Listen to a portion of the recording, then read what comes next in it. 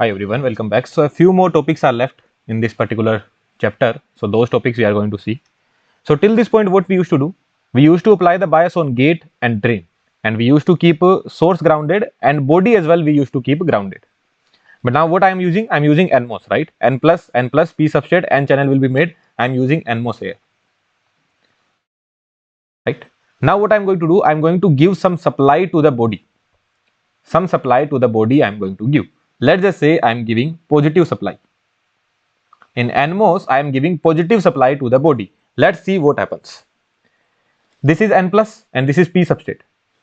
So there is an internal diode connected, right? Like this is not a physical diode, but internally there is a diode, right? N plus and P substrate. So internally there will be a diode.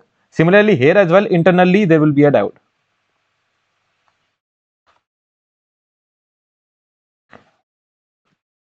Between source and body there is a diode. Between drain and body there is a diode. Now you know that, sir, to turn on this MOS, what I will do? I will apply drain potential to be positive. Drain potential to be positive, right? Now at the body as well I have given positive. Now you know that, sir, source is at 0 and body is at positive. That means this node is positive. This is positive, this is at 0. So what you are actually doing? You are turning on this diode. This diode is turning on. And if this diode is turning on, what does that mean? It will take some current. And if it is taking some current, that means it will take some power. So do you really want this current? And here as well the diode may conduct. No, like I don't know how much drain voltage I am applying. Let's just say I am applying 1 volt drain voltage, but here I have applied 2 volt. So sir, this will be 2 volt and this will be 1 volt. Again, P is connected to more positive, N is connected to less positive. That means this will also drive some current. That means this will also take up some power. Let's call this this as I1, this as I2. So this will also take some power. Do you wanted this current I1, I2? Someone would say that, sir, we are getting I1, I2 current. That's a pretty good thing. We are getting more current. But did you want this current? Why you made MOSFET? You wanted this particular current, no? In MOSFET, like electrons will be flowing here. So this current you wanted. This horizontal current you wanted. This was your drain current. This I1, I2 current you did not want. If you want I1, I2 current, then simply make a PN junction, no? Or make a transistor. BJT you make. PNP transistor you make. Or NPN transistor you make. You did not want this kind of current. You wanted this current.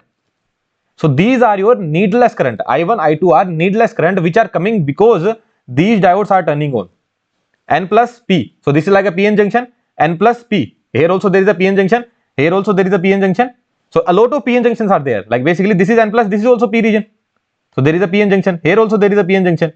So a lot of PN junctions are there, and because of this positive body bias, these PN junctions are turning on. And if these PN junctions are turning on, they are consuming some power. So these are your needless power. I did not want this current. I wanted only this drain current. So needlessly more power is consumed by this MOSFET. More power you do not want, right? You don't want your MOSFET to consume more power. More power means less battery life, right? Needless power is being consumed because of these diodes. So giving a positive supply is not good. In NMOS, if I give positive supply to the body, then needless power consumption is there. That needs to be stopped. I don't want this needless power. So giving positive supply in NMOS is not good. Similarly, in PMOS as well, giving negative supply would not be good. Like in PMOS, what will happen? In PMOS, sir, this will be P plus, this will be P plus, and this will be N substrate. So, sir, here this kind of diode will be made. And sir, here if I give negative supply, then what will happen? This negative supply, what this negative supply will do? Sir, this negative supply will turn on this diode, right? It will turn on this diode, it will turn on this diode. Because of that, needless power will be consumed, and that is not desirable. That means in PMOS, body should not be connected to positive, and in NMOS, body should not be connected, sorry, in PMOS, body should not be connected to negative, and in NMOS, body should not be connected to positive, to avoid that needless power consumption. So this theory has been written here. In an NMOS device, if a body is kept at positive terminal, the body source diode becomes forward biased. A forward biased diode conducts a large unwanted current, which will lead to unnecessary power consumption even when the transistor is supposed to be off. To avoid this waste of power, the NMOS body is kept at a lower or negative potential. Why would I keep it negative potential? So if I keep it at negative potential, let's just say here in place of 2 volt I was keeping minus 2 volt, then here what would have happened? Minus 2 volt would come, 0 and minus 2 volt, this diode would be off. Here 1 volt and minus 2 volt, diode would be off. So all the diodes, all the source body diode or drain body diode, all these diodes would be off. So there will not be any needless power consumption. Do you agree to this point? So rather than keeping it at a positive bias, I would keep it at a negative bias, because negative bias will turn off these diodes and needless power consumption will not be there. And what about PMOS? This was your PMOS. This was your PMOS and substrate was there. So in PMOS, I will keep it as positive. Body should be kept as positive, because if body is kept at positive, then what will happen? This diode would be off. And if the diode is off, then it will not take up any current. And if it is not taking up any current, then needless power will not be consumed. So will you be able to remember it? No need to remember it. You will think, okay sir, they are talking about NMOS. What is the meaning of NMOS? Sir, NMOS substrate would be p-type. Substrate would be p-type. So sir, I want to keep the substrate and body, I want to keep the substrate and drain diode off and substrate and source diode off. To keep it off, p-type should be connected to negative. So in NMOS, I will apply the negative supply. Negative supply is good. Basically for NMOS body I am talking about and PMOS body I am talking about. So here negative supply good, positive supply not good. Here positive supply good, negative supply not good. Because here what is the body? Here body is N-type and here body is P-type. So P-type should be connected to negative so that there is no power consumption. N-type should be connected to positive so that there is no power consumption, and this theory has been written here. So if I need to bias the body, so either what I could have done, I would have kept it at 0 potential. If 0 potential is there, then also there is no bias, right? Because drain will be at positive. So this is 1 volt and this is 0. Again it is reverse bias only. Here 0 0 reverse bias only. So either you keep it at 0 potential or you keep it at a negative bias. In PMOS what you do? Either you keep it at 0 potential or you connect it to the positive bias. So either I keep it at 0 potential. So what is written? Either it is kept at toward the waste of power, the NMOS is kept at a lower or more negative potential compared to the source. Lower potential or more negative potential, or you can simply say I will keep it at 0, like source and body will be grounded. In industry, like when you go into the industry, in industry what do? You always keep it at the lowermost potential. Let's just say there is some IC I am using, this is my NMOS, okay? Here there is some circuitry, downward as well there is some circuitry, and this is my body terminal, okay?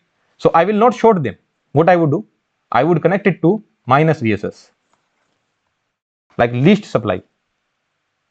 In the industry when I practically design a circuit, my major concern is power dissipation, okay?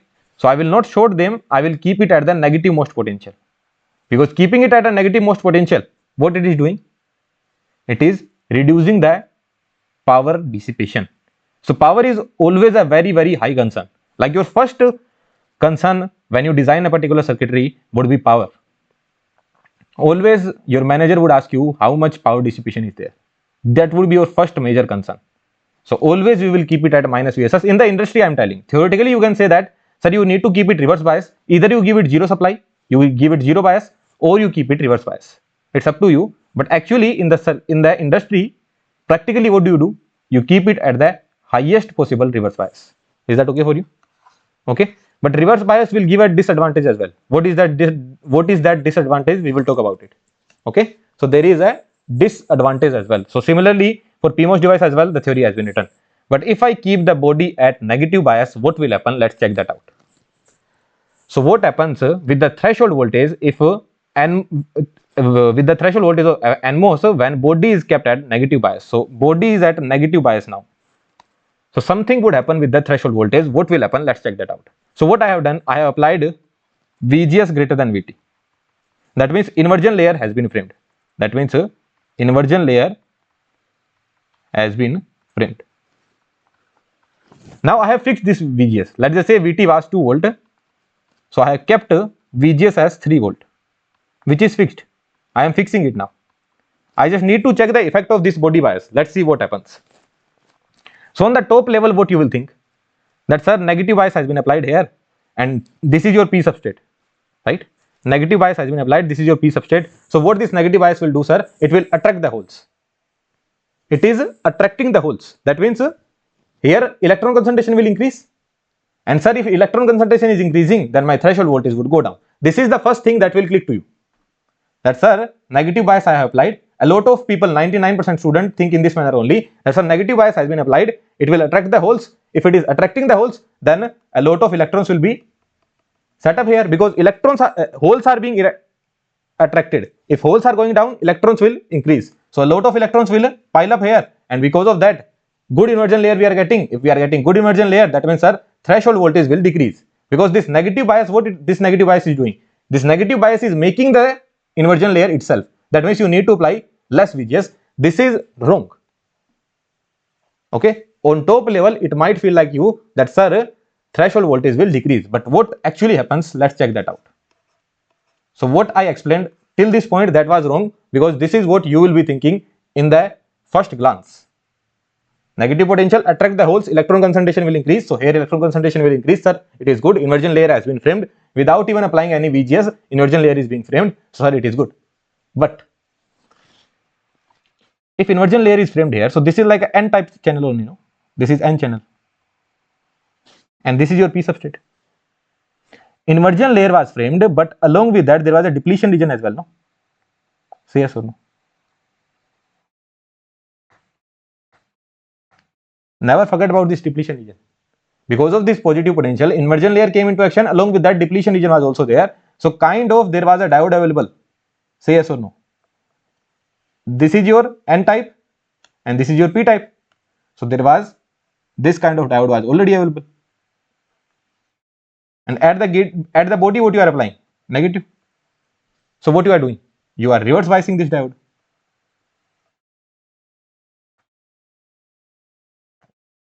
And if you are reverse biasing this diode, then what will happen? Depletion width will increase. Do you remember this point or not? If I reverse bias a particular diode, then depletion width increases. So this depletion width will increase. Depletion width increases.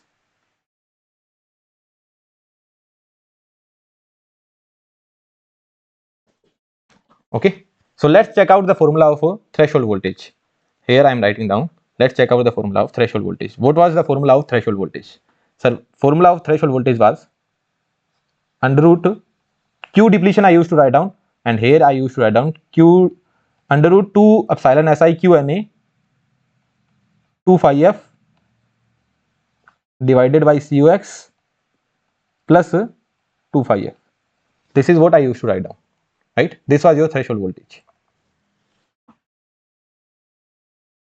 What would happen with 2 phi f? Sir, it is being reverse biased. Reverse bias means depletion width is increasing. Just 1 second, guys. Reverse bias means depletion width is increasing. If depletion width is increasing, so how the depletion width will increase? This is surface potential. I told you surface potential 2 phi f is the surface potential. Surface potential is like a built-in potential only. And in the reverse bias, depletion width is given by, sir, under root 2 epsilon Si Q Na and D, whatever you write down. Let's just say I'm writing Na only. And here I used to write down surface potential. But now reverse bias is also coming into action. That means depletion width will increase. So surface potential will also increase. No, by phi s plus this reverse bias, whatever the reverse bias I am applying, let's just say VB is negative and VS is 0. So here I need to add up something. So what I will add up? VSB, because VSB would be positive. Are you able to understand this point?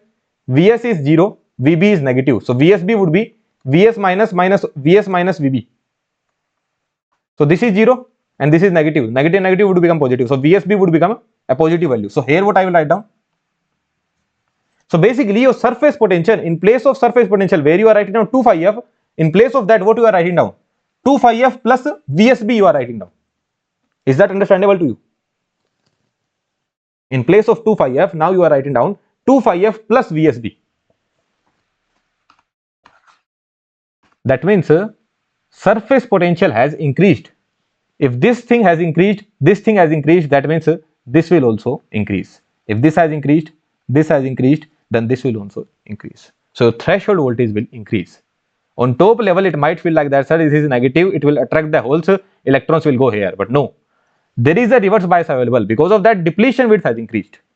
If depletion width has increased, then what does that mean? That means the potential across the depletion width, that has also increased by this amount, phi s plus VSB. How you can relate it? You can relate it with the PN junction. In PN junction, what we used to write down? Under root 2 epsilon by Q 1 upon Na plus U 1 upon Nd multiply with V built in plus V reverse bias. There we used to write down V built in plus V reverse bias. So here surface potential plus it is like a reverse bias only, which is VSB. So surface potential has increased, VT will increase. Another thing is there, how you can relate. So what was your gate potential? Gate potential is always given by Vux plus surface potential, which is psi s. So what was your Vux? Sir, Vux is nothing but Q inversion plus Q depletion divided by Cux plus psi s. Sir, until inversion is reached, we use this, we ignore it. We ignore Q inversion, right? But let's not ignore it. Let's see something. Vg is fixed, right? Vg is fixed. Now what you are doing? You are putting a negative bias at the body. Because of that, what is happening? Depletion width is increasing. What does that mean? Q depletion is increasing, right? That means this guy is increasing. That means this guy has to decrease. So inversion charge is decreasing. Why this guy has to decrease? Because Vg is fixed. Let's ignore surface potential. Surface potential is gone. Okay, let's ignore the surface potential as of now. But you can see one thing, that Q depletion is increasing. If this is increasing, so something has to decrease to keep it constant. Cux is a constant value. Surface potential we are ignoring. So if this guy is increasing, Q inversion has to decrease. So if inversion charge is getting decreased, that means you have to apply more VGS to get the inversion charge. What is the meaning of threshold voltage? Meaning of threshold voltage is that we are getting sufficient enough inversion charge. That is the meaning of threshold voltage. So whatever the inversion charge was present, that inversion charge is actually decreasing. To get the sufficient enough inversion charge, we need to apply more Vg. Is that understandable to you? So because of that, your threshold voltage will increase. More Vg you need to apply, that means threshold voltage will increase. So 2-3 phenomena, whatever the possible phenomena are there, I have explained you everything. Let's start right from the beginning. What did I say? Applying the positive bias will result in needless power consumption. We need to ignore it. If I apply the negative bias, then what will happen? This diode will be reverse bias. Depletion width will increase. So surface potential, which was phi s, now it would become phi s plus VSB. So phi s plus VSB. So in place of 2 phi f, now what you will write down? You will write down 2 phi f plus reverse bias. So that is increased, so threshold voltage will increase. That's by the formula. By the intuition, how you can say? So depletion width is increased, that means Q depletion is increasing. You are saying that gate bias is fixed. This is fixed. That means inversion charge is actually getting down. To increase the inversion charge, to get the sufficient enough inversion charge, you need to apply more Vg. That means your threshold voltage will increase. So conclusion is Vt increases. So there is always a trade-off. This is the beauty of electronics, that if you do one good thing, in electronics, if you do one good thing, then something bad would happen. Okay? This is the beauty of devices. Any device you take. Like if I try to do one good thing, then something bad will happen. So your threshold voltage is increasing. Now what did I tell you? Practically, okay, not theoretically, practically, if this is increasing, it is not a big concern for me. We will solve a numerical as well, okay, and then we will see that Vt will increase, but very slightly it will increase, not very much large. And practically, if my threshold voltage increases, it is not a matter of concern for me. My matter of concern is power dissipation. Now someone would say that, sir, I will trade off with the power. I want lower Vt. If you want lower Vt and you want to trade off with the power, then you give a positive supply here. What I mean to say is that someone would say that, sir, power, I can take infinite power. So better give the positive supply here. If you give positive supply here, let's just say if I have given a positive supply here, then what would have happened? This diode will be forward biased. In forward bias, depletion width will increase, the surface potential will, sorry, in forward bias, depletion width will decrease. The surface potential will decrease, then VT will decrease. So if VB was negative,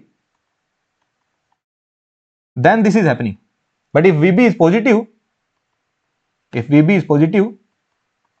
then VT will decrease.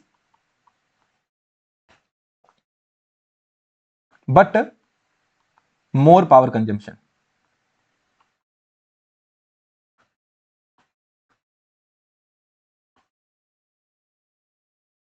So it's like a one good thing here, more power consumption, but VT is decreasing. Here, less power consumption, but VT is increasing. Practically, our major concern would be less power consumption. This is the major concern, practically. But someone would say that, sir, I have infinite power. I don't care about the power. I want lesser VT, then give the positive supply, which will never happen practically. Practically, you will never give a positive supply here. Okay. So practically, my major concern will always be less power consumption. Even if VT increases, I don't have any issue with that. It will increase, but it will increase very slightly. Here it will decrease, but it will decrease very slightly. But power consumption will be very large because there are a lot of diodes. N plus P, a lot of diodes are there. They will needlessly take a lot of power. Right? So very high power consumption would be there. So to avoid that high power consumption, what we will do? We will keep it reverse bias. Okay. Here we will apply negative potential. But negative potential, applying the negative potential, it will increase the VT value. And even if VT value is getting increased, I don't have much issue with that. So in the gate examination, I don't know what they will ask, but practically I am telling that you will always keep your body at the least possible potential in case of NMOS, and in case of PMOS, you will do it otherwise. In case of PMOS, what you will do? You will keep the body at the highest possible potential, because in case of PMOS, your substrate would be N-type. So I want to keep it reverse bias, so I will keep it positive, so that there is less power consumption, but VT will increase. That's fine for me. Why VT increases? That also I have explained. So very important question for your interviews. In the gate examination as well, somehow they can frame some theoretical question and they can ask you these kind of problems. Okay. Let's go with the formula. That, sir, VT will increase. How much it will increase? Let's derive that particular formula. Okay. So here what I have written, let's remove all this particular thing. So when there was no VSB, so what was your threshold voltage? Sir, it would be same as MOSFET only. Flat band voltage plus Q depletion by COX plus psi s. Here psi s was 2 phi f. And what was your Q depletion? We used to write down, sir, QNA XD, and then we used to put the value of XD, and it would come out to be 2 epsilon SI QNA 2 phi f. This was the scenario. Sir, from where this formula came? It came from the MOSFET. I hope you remember. This was your MOSFET. The formula came from the MOSFET, right?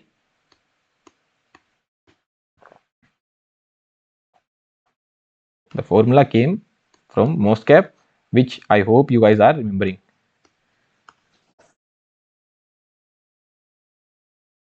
This was gate voltage, and we used to keep body as grounded. This was our body, which was always grounded. So we used to write down there gate to body potential. There, when I defined the threshold voltage, I said that minimum gate voltage required to get the inversion layer. But better I should have said minimum gate to body potential required to get the inversion layer. Okay. So in place of gate, I should have said gate to body potential, because body was at ground. Now if VSB is 0, can I write it down as VGS? Say yes or no. Can I write it down as VGS? So for MOSFET, when I define the threshold voltage, I always define it with respect to gate to source. VT, or I can say threshold voltage for MOSFET. For MOSFET, it was defined gate to body, but for MOSFET, I will always define it as gate to source. Okay. When I say MOSFET, that means you need to talk about gate to source potential. Gate to source potential to get the inversion layer. Okay, and when I say MOS cap, then it would be gate to body potential.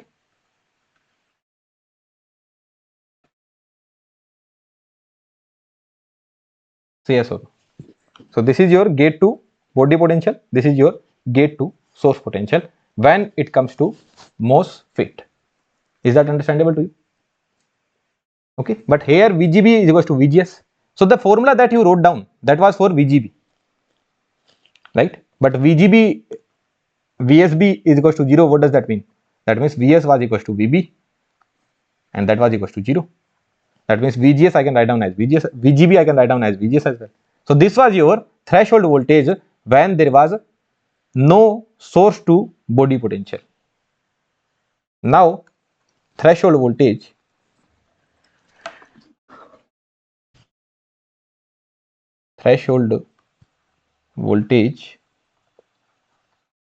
when VB is negative. What is the meaning of VB negative? That means VSB is positive or VSB greater than 0, or you can say VSB is positive. Say yes or no. What is the meaning of VB negative? Source is at 0, VB is negative, that means VSB is positive. Understandable, right? So now what will happen? Your surface potential would become 2 phi f plus VSB, right? So what will be your threshold voltage? When you talk about threshold voltage, it is always defined for gate to body. So I am writing down gate to body potential required to get the inversion layer. Later on I will convert it to gate to source as well. But as of now, when I am writing down this formula came for gate to body, not for gate to source. Actually here both were equal, so I wrote down gate to source. But this formula came for gate to body, right? Here what was Q depletion? Q depletion was this much. But now what will happen? Sir, flat band is as it is. In place of Q depletion, what I will write down?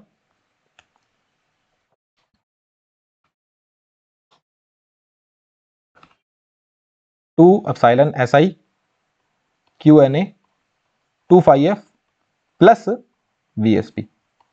And here also, in place of this 2 phi f, this is surface potential which is 2 phi f. In place of this 2 phi f as well, what I will write down? Plus VSP. Say yes or no. Why VSB? It is understandable to you. I don't think it is very tough. Why not VBS?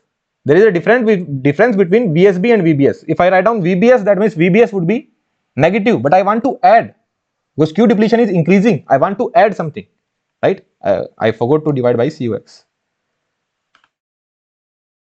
And don't forget that this COX is going in, like COX is having a unit of farad per centimeter square, right? Because this is also your charge, this is also having a unit of coulomb per centimeter square. So coulomb per centimeter square divided by farad per centimeter square and centimeter square will get cancelled out, right? All good. Now this is written VGB and this is written VSB. What will be your VGB minus VSB? Can anyone find out? So VGB minus VSB would be VG minus VB minus VS plus VB, because there is a negative sign. Basically VSB was VS minus VB, minus VSB would be minus VS plus VB, right? So this and this get cancelled out and this becomes VG minus VS and this would become VGS. So VGB minus VSB, what that would become? VGS. Okay, and here I am not writing down VT. VGB minus VSB would become VGS. That would be equals to V flat band plus the same I can copy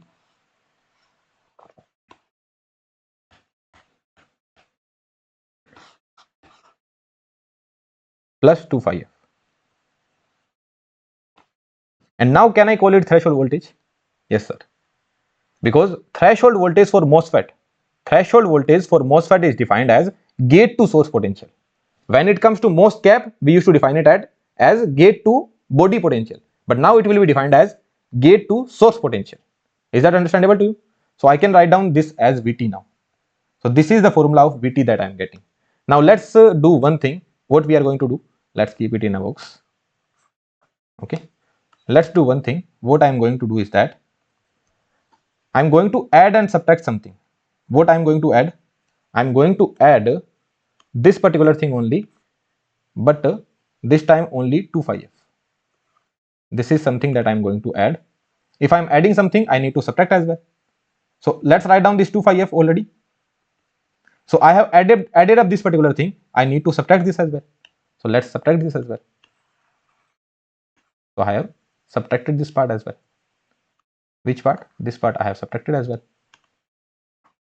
Basically, I have added and subtracted this part, and rest all the parts remains as it is. This particular part was there, it remains as it is. Sir, why you are doing so, you will understand. Is this step understandable to you? VFB was there as it is, VFB 2πf and this particular part, VFB 2πf and this particular part as it is. Just you added and subtracted something. Added and subtracted something. Now, can you let me know what is this? This is your threshold potential when there was no VSB. This is your VT node. This is your VT node. Threshold potential when there was no VSB. This is your VT node. Is that understandable to you? Say yes or no. Now here what I can do, so what you can see here, Vt is coming out to be equals to Vt node plus Vt node plus, now take under root 2 epsilon Si Qna 2πf common. What I am taking, sorry, I am only taking under root 2 epsilon Si Qna divided by Cox common. So I am taking this much common. Under root 2 epsilon Si Qna. Under root 2 epsilon Si Qna divided by Cox. Divided by Cox. This is something that I am taking as common. So inside the bracket what would come? 2πf plus VSB minus under root 2πf.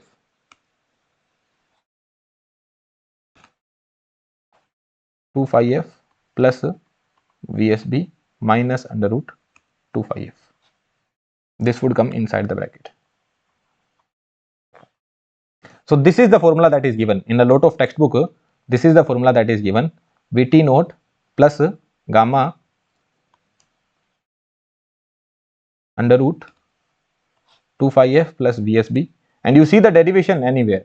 Okay, you see the derivation in any textbook, in any lecture series as well. What they have done, they have just given the bookish derivation, but that derivation is actually very needless. You could have simply derived the formula in this manner. Oh, sorry, this is 2πf. Very easy derivation is there. No, why like people would go that this is the extra charge we are getting, that we are getting nothing. There you go. This is the formula we have derived. And what is the value of gamma here?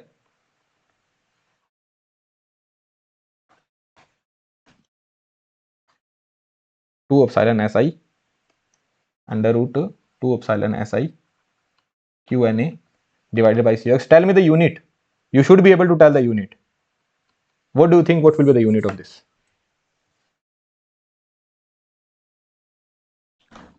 This is voltage. This is voltage. What is this? Voltage to the power 1 by 2, right? Voltage. This is voltage to the power 1 by 2. So what this would be? This is your voltage to the power 1 by 2. You understand this point? This is the potential. This is also potential. So voltage to the power 1 by 2 is this. So what this would be? This would also be voltage to the power 1 by 2. Because voltage to the power 1 by 2 plus voltage to the power 1 by 2, that would become, sorry, voltage to the power 1 by 2 multiply with voltage to the power 1 by 2, that would become voltage only. So what will be the unit? Unit will be voltage to the power 1 by 2. Unit is voltage to the power 1 by 2. Understandable? This is known as body effect coefficient. Okay, any name you can give. Body effect coefficient. You will determine by the unit. If voltage to the power 1 by 2 is given, then you would understand that yes, it is gamma only. So body effect coefficient. Any different name can also be written. It is some coefficient. So what this is your gate to source potential. Always remember. You can remember this formula. There you need to remember the formula of gamma as well, but always remember one thing, that it is your gate to source potential. Now you might be someone that, sir, my memory is not that good. I might not be able to remember this formula. Then better remember this formula. Like at least you remember this formula, no?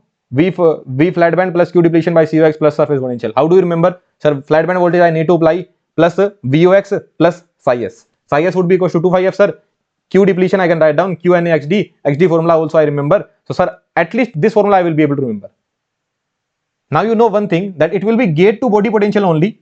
Gate to body potential only. But what will happen? In place of 2 phi F, you need to write down 2 phi F plus VSB, because depletion width is increasing, surface potential is increasing. Just write down this particular thing, and that's it.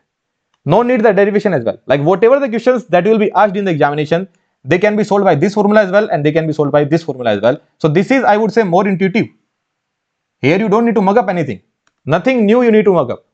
Just you write down this particular thing, and from there, better I would be write down this. I would be able to write down this particular thing as well. Because when it comes to body effect, mostly we discuss it in MOSFET. Body effect is considered in MOSFET, not in MOSCAP.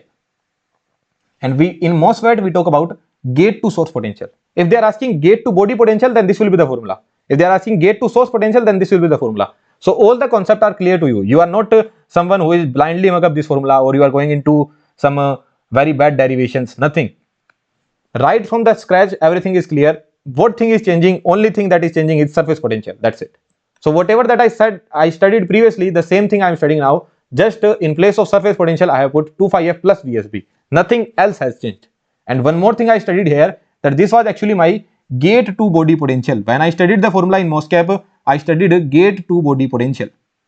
Like this is a very important thing which is not even mentioned in the textbook, and forget about the lectures.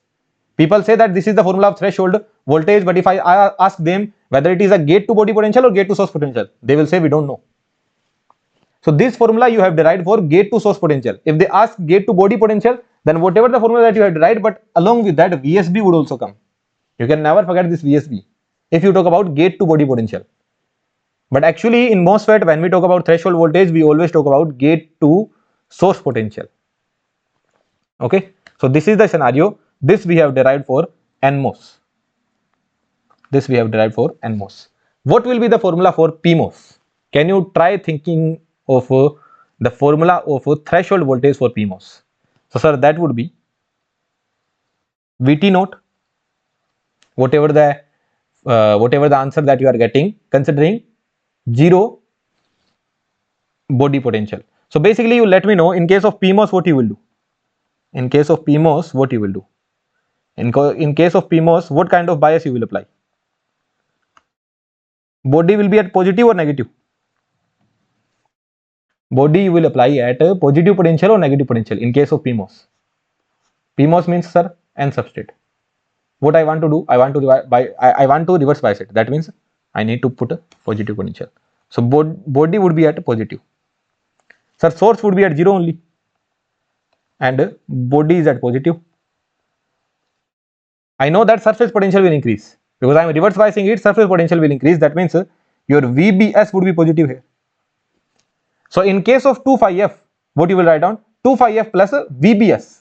2 phi F plus VBS. So here, sir, everything would be same. Gamma, then under root 2 phi F. Now here you will be thinking that, sir, what should come? VBS or VSB? Sir, VBS. Positive gate potential have been applied. Positive gate potential is applied. That means reverse biasing. Depletion width will increase. Depletion width will increase. So here I need to write down VSB minus under root 2 phi F.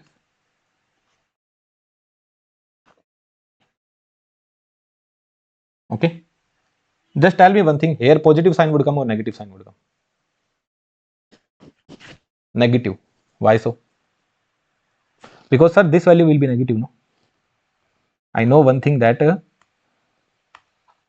sir, for sure this value will be negative.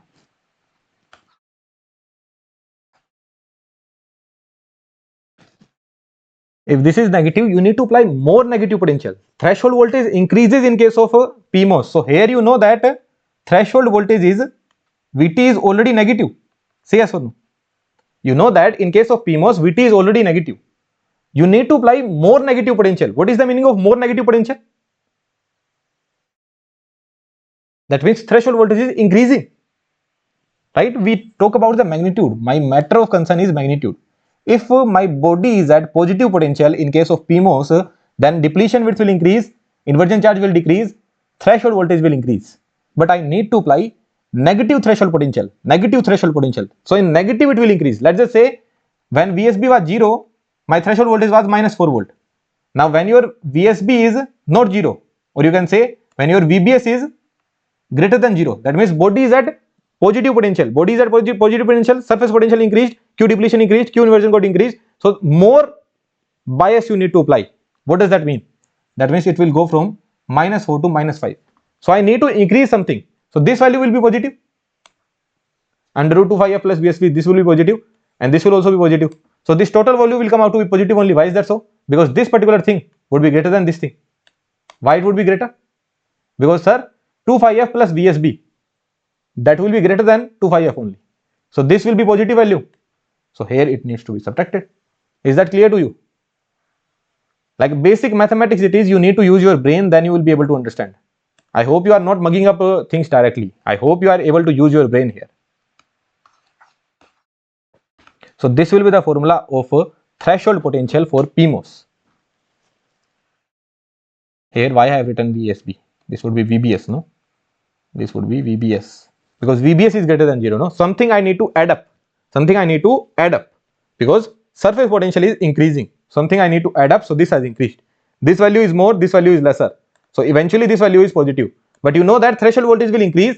This will already be negative. I want this particular thing to be negative as well. So this is also coming out to be negative. Now negative, basically this whole thing will come out to be positive. Positive multiplied with negative would become negative. So this whole thing, this much thing is positive only. This will come out to be positive. So positive multiplied with negative would become negative. Negative would be totally negative. Is that clear to you? Is this all fine? This whole body concept, this whole body effect concept is fine or not? With the minimum derivation, we have studied this particular thing, which is actually a very, very important thing. When you go to masters or any interview you go, these kind of questions are asked to you. What is the meaning of body effect? And depletion width will increase. So if depletion width increases, then surface potential increases. Because of that, threshold potential increases. Like in interview, you will not explain by this formula, because if you explain by this formula, they will ask you from where this formula came. So forget about this particular thing. You explain by this particular scenario. That's how depletion width increases, Q inversion goes down, VG is already fixed. That means I need to apply inversion. Q inversion charge is getting down. My target was to get a more inversion charge. That means I need to apply more VG, right?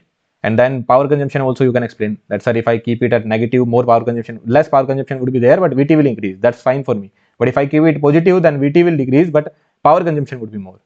Then formula and all they will not ask. This is helpful for your gate examination. But people would be saying that, sir, it would be tough for me to remember this formula, because here under root 2 phi f, this would be easy for me to remember. But sir, the point would come, will I be able to remember this gamma? So if you are not able to remember, then directly start from here. Every question you will be able to solve. Don't worry about that. Okay. So let's see the questions. This problem we will solve. It's up to you. You can solve this problem on your own as well. So we will come to this one. But as of now, let's solve this question which has been asked in gate examination. So two kind of guys would be there. That one would be remembering this formula. He will be applying this particular formula. And one would be not remembering any formula. He would be going by the basic concept. So formula and everything, everyone can apply in the solution as well, in PYQ solution as well. Formula would be given, you would be able to solve it. But let's go by our concept. Okay.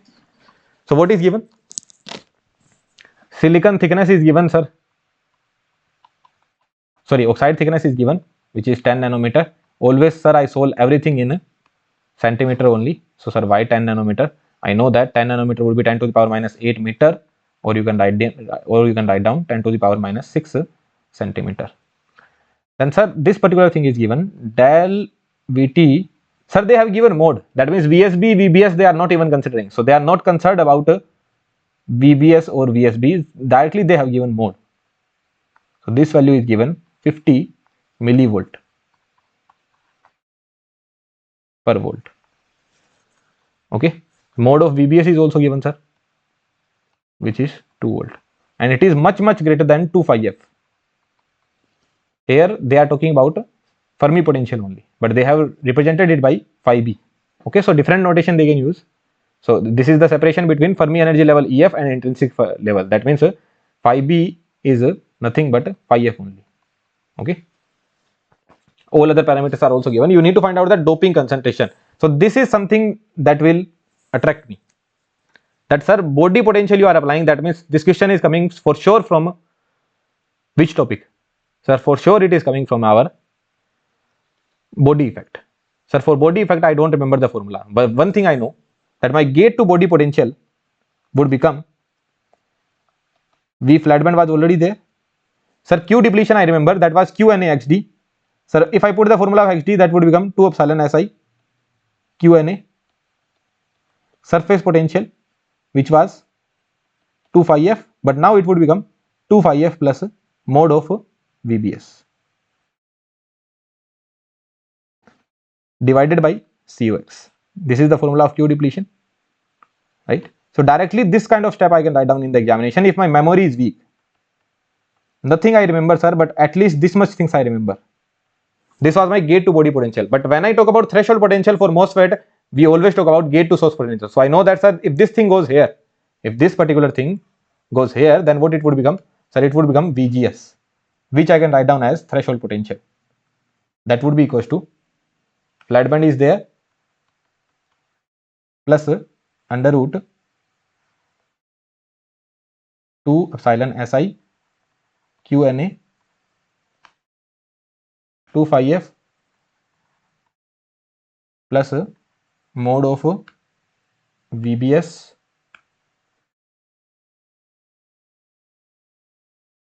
plus 2 phi f. Can I ignore the 2 phi f? Yes, sir.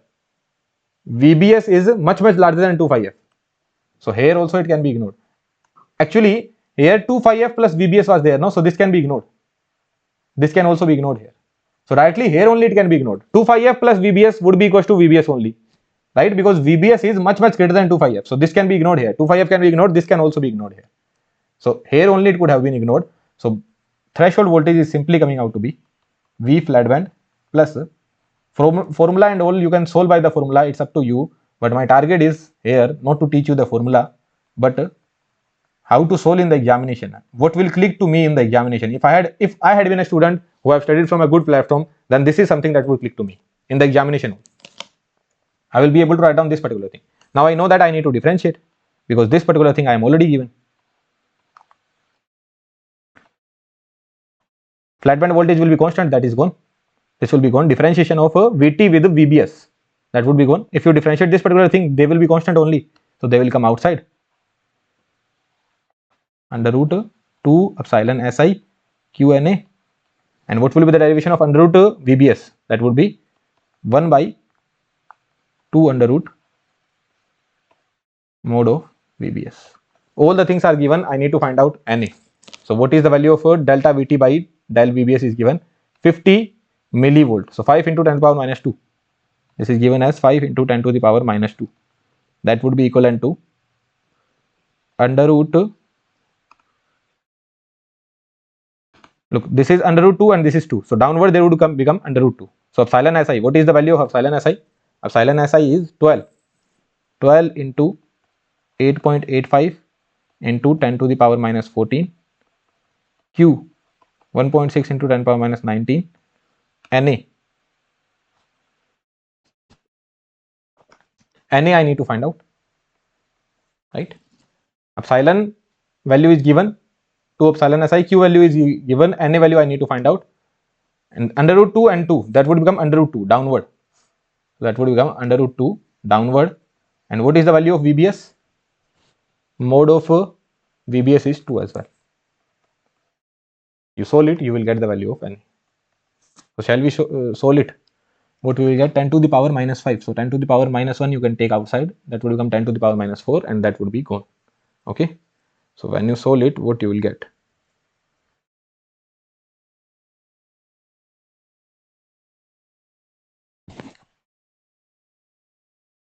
So 25 divided by 12 divided by 8.85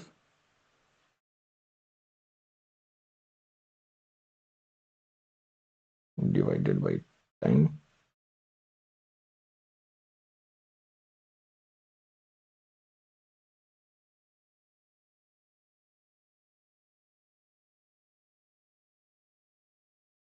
Let's do it again. 25 multiply with 4. Why 25? Because this would become square, no? So 25 multiply with 4 divided by 1.2 divided by 8.85 divided by 1.6.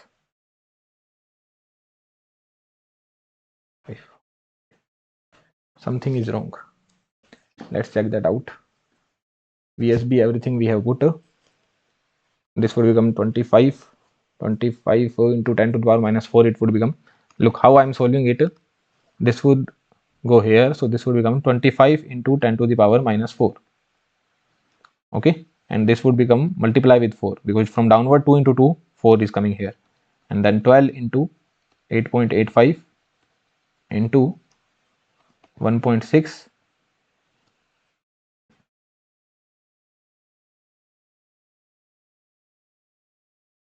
into 10 to the power minus 33 into Na. 12 into 8.85 into 1.6 into 10 to the power minus 33, right? Yeah, into Na. So this is the thing we are doing. That would become 10 to the power minus 2 here. So 12 into 8.85 into 1.6. Just take the reciprocal of it. अरे यार क्या हो रहा है ये 5.8 क्यों आ रहा है? Where we are going wrong? And root 2 epsilon si q na VSB plus 2 phi f, that is ignored, that is also ignored. 50 millivolt only is given, no? 50 millivolt. Epsilon si is also given as 12 divided by COX, we have forgot. Here what was divided? COX, right? Like that's a very very bad thing from my end. COX I forgot. Completely I forgot COX, right? COX should be divided, no?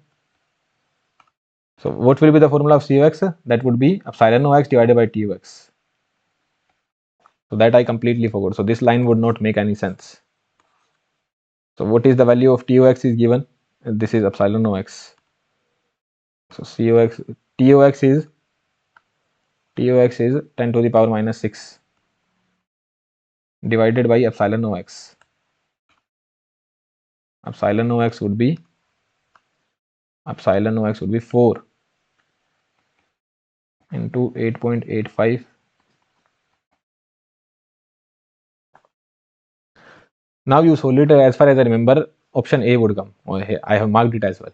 Okay, so you can solve it now. Answer would come out to be option A only. Okay, 7.37 into 10 power 15.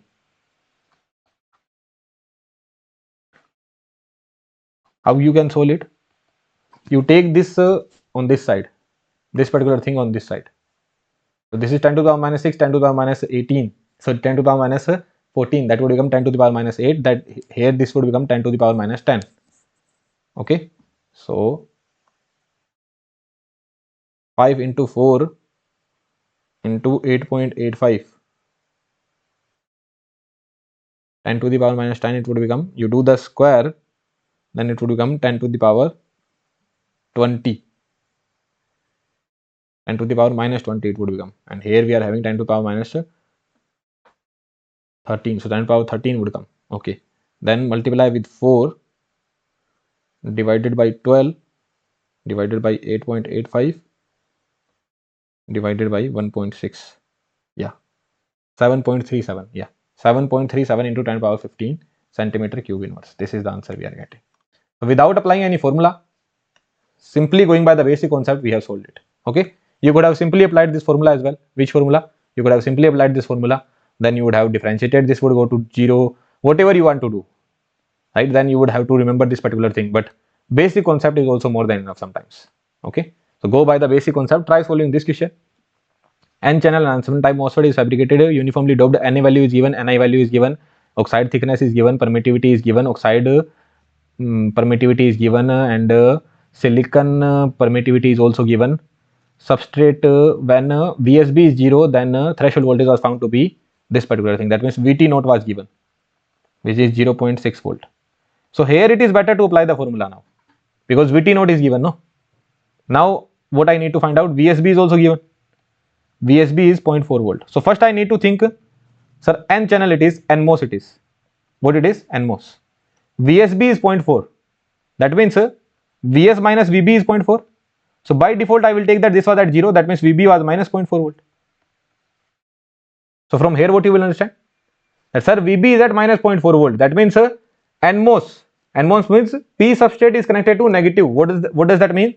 Threshold voltage will increase. Voltage will increase. So this is the first thing that I will understand. The threshold voltage will increase. Now the formula, sir, Vt equals to Vt naught plus gamma. If I don't remember it, I will derive it there, and it will not take me much of time. Plus, sir, here what I will write down? Threshold voltage will increase, depletion width will increase. So here I need to write down the positive value, minus under root 2 phi f. And I hope you will not get confused here. That sir, here sometimes I can get confused. In place of 2 phi f, sir, I will write down VSB here. You will not get confused. Why is that so? Because you know that, sir, here if I put VSB equals to 0, then under root 2 phi f minus under root 2 phi f, that would be 0. 0 multiplied with gamma, that would be 0 only. So you will not get confused here, right? Even if here 2 phi f plus VSB you write down, someone would say that, sir, I will be getting confused whether I should write down 2 phi f or VSB. So just use your brain. If VSB is 0, then they will get cancelled out, right? So you will never write down the wrong formula.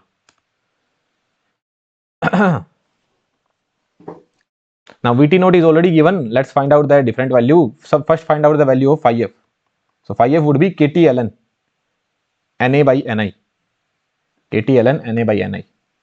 0.0259 ln Na by Ni. 10 to the power 16 divided by 1.5 into 10 power 10. That would be phi f. VSB I already know. What is the value of gamma? Under root. Like it's look cool that, sir, we remember the formula, but in the examination I don't think it would be very easy to remember the formula. So again I would say that if I had been a student, I would derive this particular thing in the examination. Very easily I could have written down this thing, then I would remember that something I need to add, something I need to subtract, and then I would be able to write down the formula. But directly, sir, blindly it will come to my mind, it would be very difficult. Okay. As of now we are studying it, then it might feel like that, sir, I remember it. But in the examination, 10 subjects would be there, a lot of things would be there, no? So would be tough to remember the formulas. So always whenever something formula based comes, I make sure that students should not be feeling difficulty, because as an educator I could have directly written down the formula, I could have solved the problem. It would be very easy for me, but it wouldn't be easy for a student. Okay. And the first duty of the educator is to think of the student. So 2 epsilon Si 8.85, 11.7 is only given, no? 11.7 is, अरे यार कहाँ जा रहा हूँ मैं? 11.7, yeah, epsilon naught 8.85 into 10 power minus 14.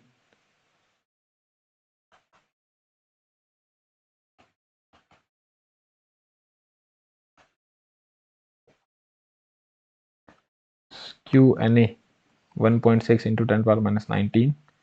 Na, what is the value of Na? Na is 10 to the power 16 divided by epsilon Ox. Epsilon Ox is nothing but it is given 3.45 into 10 power minus 13. And the oxide thickness is also given 10 nanometer, that means 10 to the power minus 6 centimeter. 10 nanometer means 10 to the power minus 6 centimeter. So here it is 10 to the power minus 6 centimeter. So this would become 10 to the power minus 7. Here if you solve it, this is 10 to the power minus 3, 10 to the power minus 17.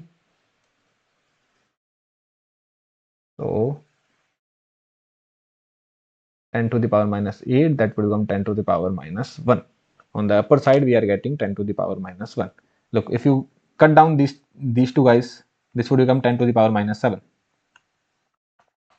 Now inside the under root, what I can see, 10 to the power minus 14, 10 to the power minus 19, that would be 10 to the power minus 33. Multiply with 10 to the power 16, that would become 10 to the power minus 17. I told you inside the bracket, inside the under root, I will always take the even power. 10 to the power minus 16 I need to make. So 10 to the power minus 1 will go here. So I will make it 0.2. So this would become 10 to the power minus 8. On the upper side I am getting 10 to the power minus 8. So this would become, effectively it would become 10 to the power minus 1. So effectively I need to remember that 10 to the power minus 1 is outside. Along with that, this 2 has become 0.2. So now I will solve it. What I will do, 0.2 multiply with 11.7 multiply with 8.85 multiply with 1.6, then you take the under root divided by 3.45, and effectively outside 10 to the power minus 1 is there. So this has become 0.166 0.166 to the power 1 by 2. This is the value of gamma you are getting. Phi f value, we can solve this phi f value. So 10 to the power 6 divided by 1.5 ln 0.0259 0.347. Okay, 0.347. So Vt is equals to Vt naught, which was given as 0.6 plus gamma 0.166 multiply with 2 phi f 0.694 plus VSB. VSB is given as 0.4. So 1.0946 minus under root 0.347.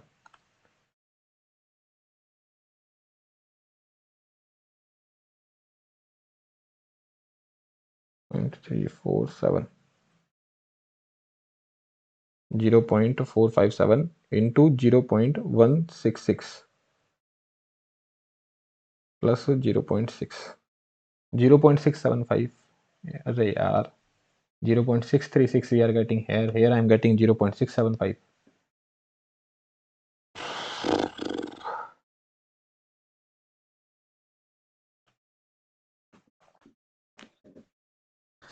Calculation कहाँ पे गड़बड़ हुई है यार, क्या पता.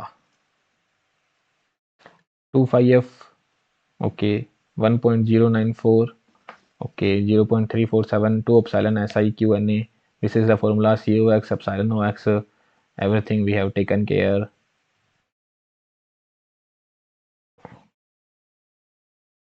One thing, epsilon ox tox, yeah, area we don't take into consideration. Everything is fine. So where we are going wrong? Maybe in the calculation. 10 to the power minus 3, 10 to the power minus 13, 10 to the power minus 13,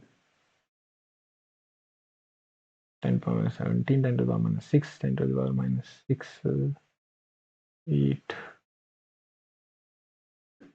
minus 1, 0.2, 2 epsilon si, 0.2, 11.7,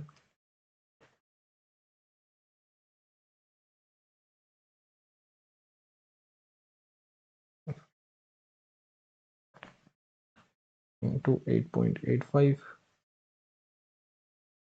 into 1.6 under root divided by 3.45. 0.166 only we are getting here. Here this is something we are putting. Here 0.6 was there. Then 2 phi f will become double of it. VSB is 0.4. This is also fine. Minus 2 phi f. Okay, here 2 phi f I need to put. There you go. 0. So this kind of minor mistake I do. That's why I could not get rank 1. Okay.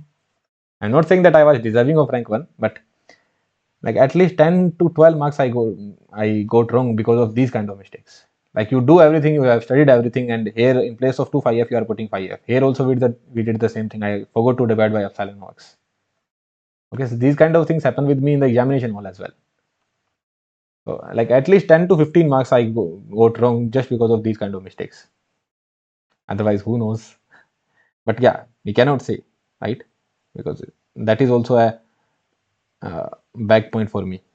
But in teaching, this is not a very bad thing, right? Because in teaching, you are not supposed to do the calculation. You are supposed to explain the concepts. So which we are doing in a very good manner. Say yes or no, right? So this is coming out to be 0.6353. This is your VT we are getting. So yeah, 0.6353, or it is what it is. Okay. So yeah, here your body effect is completed. Well and good. Okay. Let's solve capacitance. Like different concept we are not studying. You haven't studied MOSFET capacitance, but still you will be able to solve this question. You need to use your brain. Try solving this question. At least first one you will be able to solve. This particular device was given in your examination. Okay, everything is mentioned: 1 micrometer. Depletion width also they are mentioning. Every PN junction is framing 10 nanometer depletion width. Which PN junction? This is P substrate. This is N type, because this is your NMOS, right? N channel. So this is NMOS. This will be N plus. This will also be N plus. So between N and P there will be a depletion region, right? There will be a depletion region here. So depletion region width is given. Depletion region would be here. So that width is given as 10 nanometer.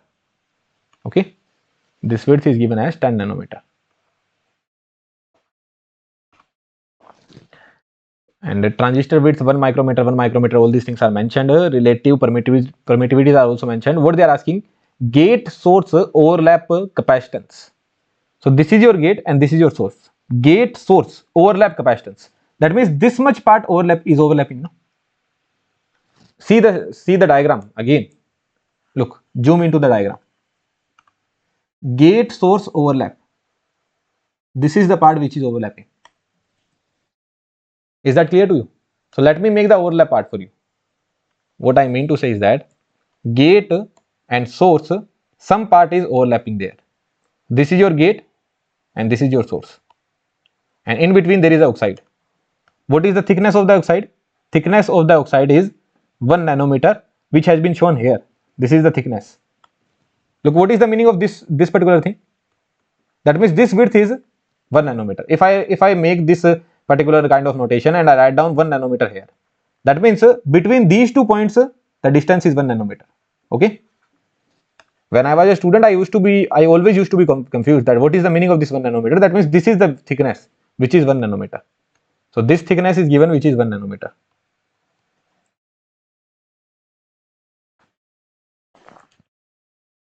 Okay. What you need to find out?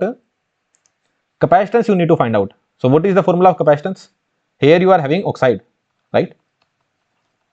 So capacitance would be epsilon Ox divided by Tux. But sir, this would be in farad per centimeter square. What I need? I need farad. That means I need the cross section area. I need the cross section area. So how will you get the cross section area? Just look here. Cross section area of plate. When I write down, sir, if I make this kind of parallel plate capacitor, in between there is a dielectric present.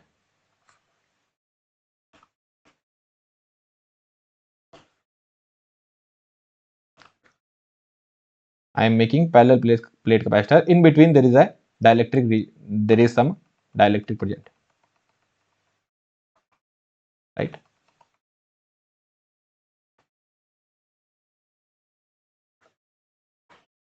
So which cross section area I talk about? Like here I write down my capacitance is epsilon A by D, where this distance is D. So here what is the area? This is the area, right?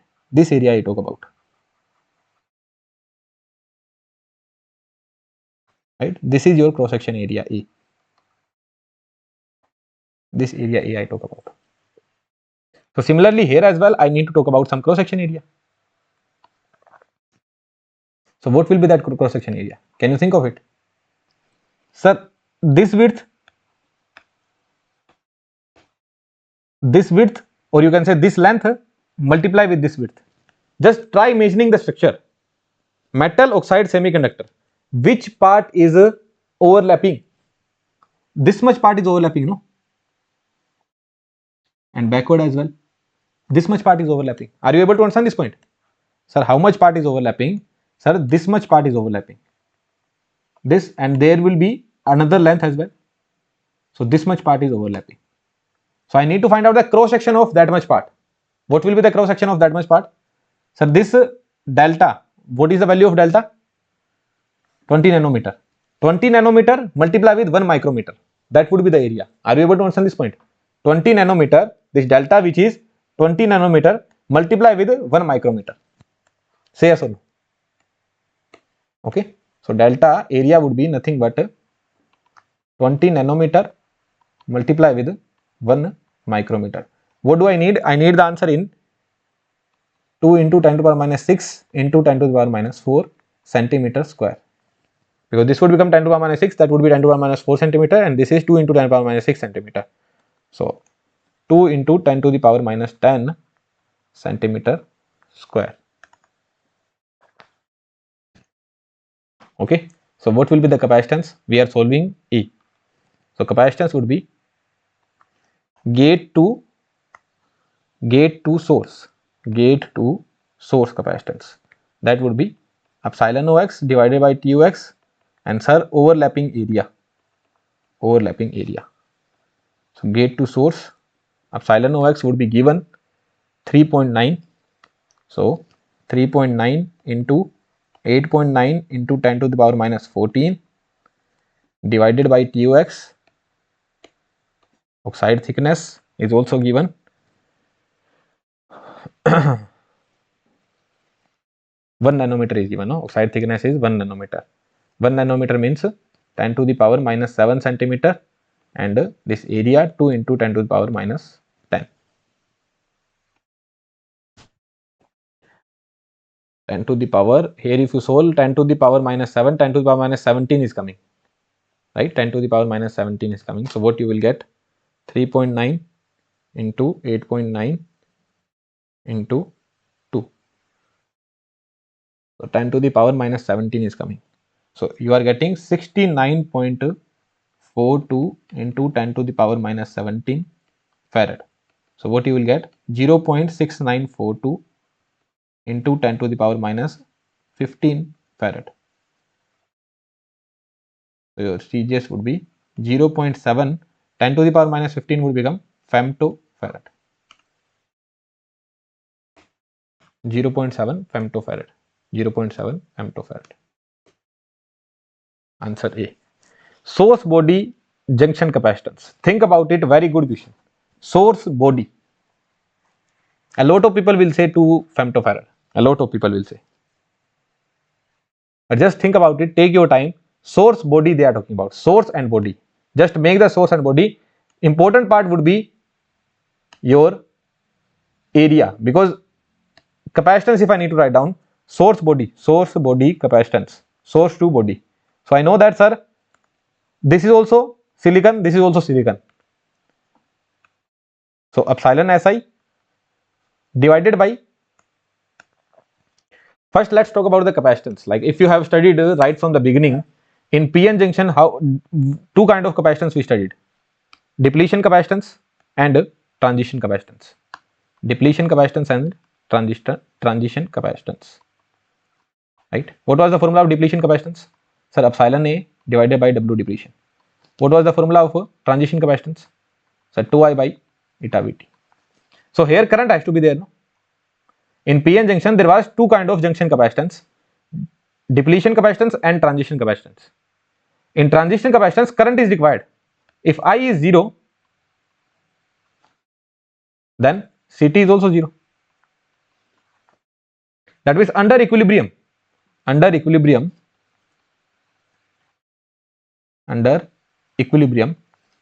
only Cd will be non-zero and Ct would be 0. And this is the most under equilibrium, because no supply, nothing here at body, there is no supply. So PN junction is under equilibrium here, because no bias we are doing, no biasing we are applying. So we will consider under equilibrium. So only depletion width is present. So your target would be, sir, epsilon Si divided by depletion width multiply with the area, because sir, this capacitance is not even there. Now area, this is very, very big matter of concern. Area. Which area would come? How much area would come? W depletion width, you already know. In PN junction, all the PN junction is having depletion width of 10 nanometer. So depletion width is 10 nanometer, which I already know. That would be 10 to the power minus 6 centimeter. Matter of concern is area. Epsilon Si, you know? Yes, sir. epsilon SI is 3.9 or 11.7 into 8.85 into 10 to the power minus 14 farad per centimeter. This is your source. Source is n plus. So let's make the source in 3D. Source in 3D I am making. So in 3D the source would look something like this. This is the front view we are getting. But there are things backward as well, no? Yes or no?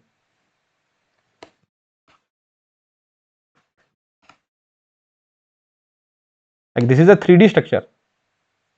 This is your source. This is your n plus source. So it is having 6 faces. Like this is like a source for you. 6 faces it is having. 1, 2, 3, or let's see from here. 1, 2, 3, 4, 5 and 6. You are only seeing this part.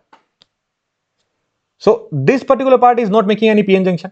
This particular part is not making any PN junction. Let's go to this diagram. This front part is not making any PN junction because it is not in contact with any body terminal, right? The backward part, this backward part, here, it would be here. That will also not be in the contact of body. Front part and backward part will not be in the contact of body. Upper part, this particular part, this is either in no contact or it is in the contact with oxide layer. Say yes or no. This particular part is not in contact with any of those or it is in contact with the oxide layer. We need to find out the PN junctions. Now just see the downward part, the part which is downward here, the part which is downward here, this downward part. This downward part is in contact with the body. Think about this particular part, this particular part. This part is also in contact with body. Think about this particular part. This particular part is also in contact with body. So there are 6 faces. Out of these 6 faces, 1 face, 2 face and 3 face downward. These 3 faces are in the contact with the body. Rest 3 faces are not in contact with body. Do you agree to this point or not? So if I show in this structure, then this face, then the downward one, and here, these are in contact with the body. They are in the contact with the body.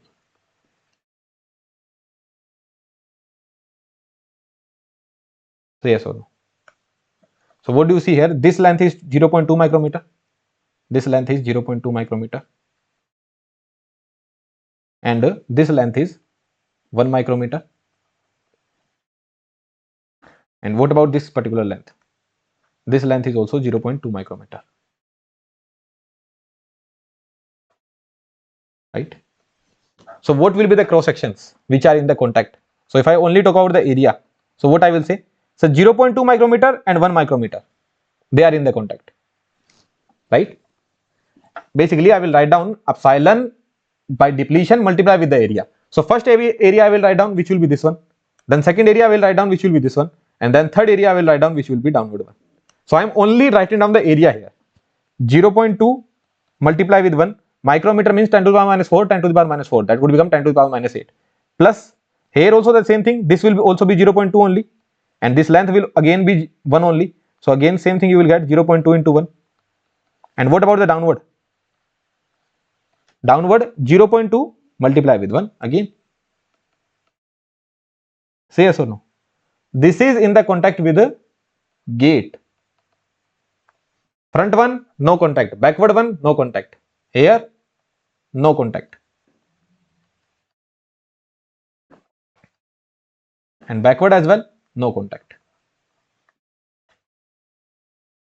So 6 faces are there.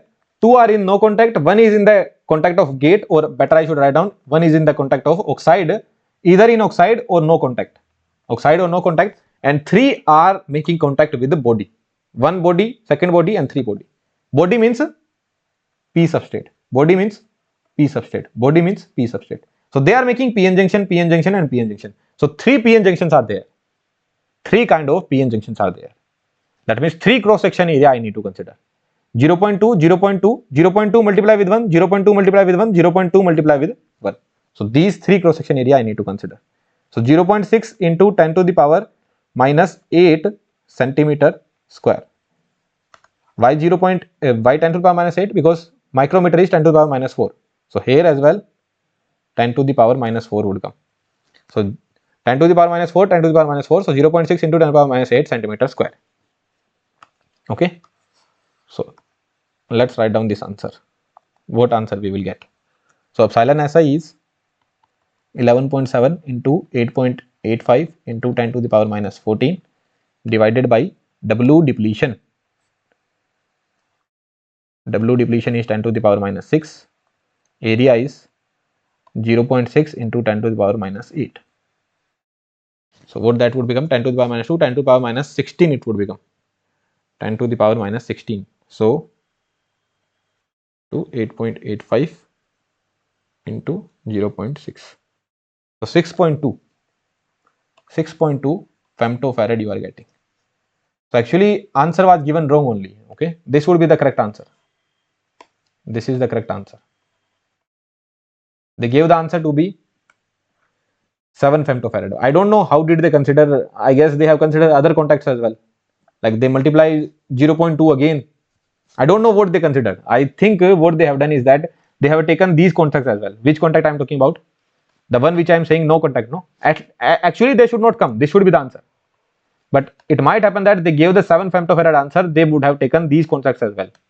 So what they would have done? They would have multiplied with 0.2 into 0.2. So 0.04 they would have done. I guess. I don't know what they did. Eventually they gave the answer to be 7 femtofarad, but answer would be 6.2 femtofarad. Let's see, like if they have taken these contacts as well, then area would increase by 0.04 plus 0.04, 0.08. So this would become 0.6, 0.68, right? So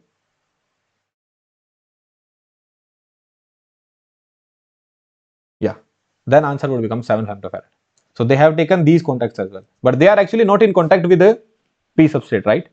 What they have done, they have taken these cross section area as well and backward as well. They are saying that upper one is in the contact with oxide, but 5 faces are in contact with the semiconductor. But no, 5 faces are not in contact with P types of substrate. Only 3 contacts are there which is in contact with the P types of substrate, which are this one, and the downward one. This N plus, which is looking towards you, that is making no contact, right? Okay. So as per me, this should be the answer. But they gave the answer 7 femtofarad. If I had been a student in the examination, I know that sir I am getting 6.2, which is near to 7 only. I would have clicked on 7. Okay, so you could have clicked on 7, but here I am not putting the correct mark here. I would say answer is 6.2 femtofarad. All good. In some like PYQ book, you would find the answer is given as 2 femtofarad, absolutely baseless. Okay, ignore those books. Okay. So 2 femtofarad is not good. Correct answer should be 6.2. Given answer was 7. Well and good. Let's solve this question. This is also gate PYQ only. This has been asked in gate only. So MOSFET we used to frame. Okay, MOSFET we used to study. There we used to use the metal, but what we are using this time? N plus polysilicon. So gate used to be of metal. Gate used to be of metal, but in place of metal, what I am using? N plus polysilicon. So what is N plus type of semiconductor? Sir, in N plus type of semiconductor, you are having conduction band, you are having valence band.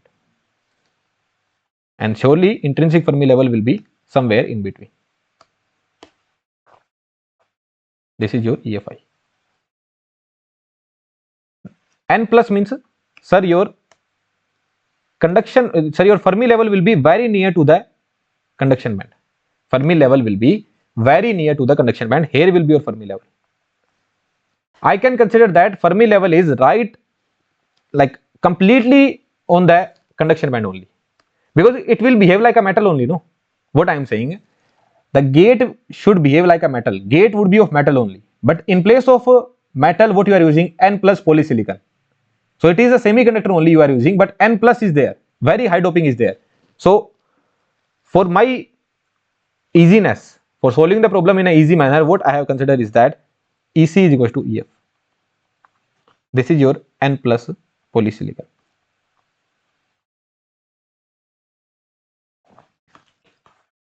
Say yes or no. Okay. Now what I can do is that I can take a vacuum energy level as well. This is the vacuum energy level we are having, E vacuum. What they are talking about? They are talking about the threshold voltage. I know the formula of threshold voltage. So that would be V flat band plus under root 2 epsilon Si Q Na 2 phi f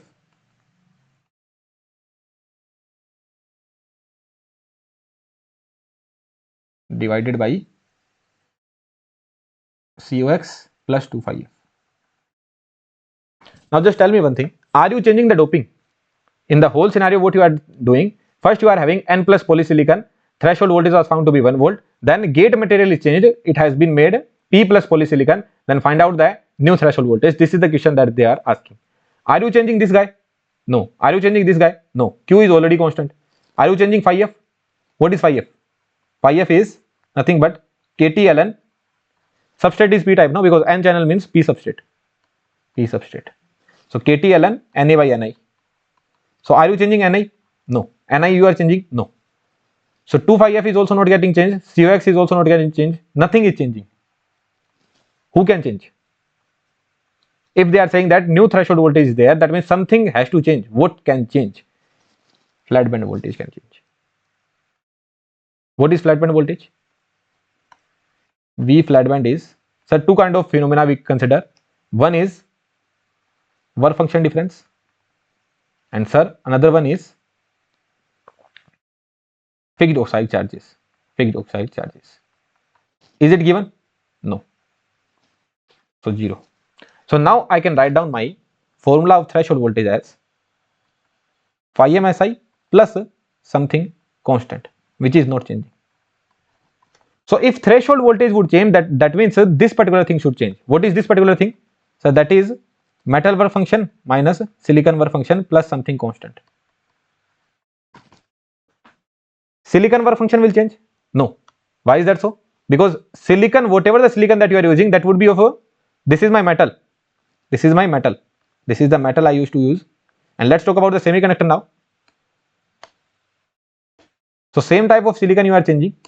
Sorry, same type of silicon you are using, that would be having same conduction band, same valence band, and same intrinsic Fermi level, because silicon would be same, but point is that it would be P type. That means its Fermi level would be somewhere here. This would be its Fermi level. This would be its Fermi level. So here if I talk about the work function potential, then this will be the work function potential of phi Si. We used to write down this is my phi Si. And here this would be my phi m. Say yes or no.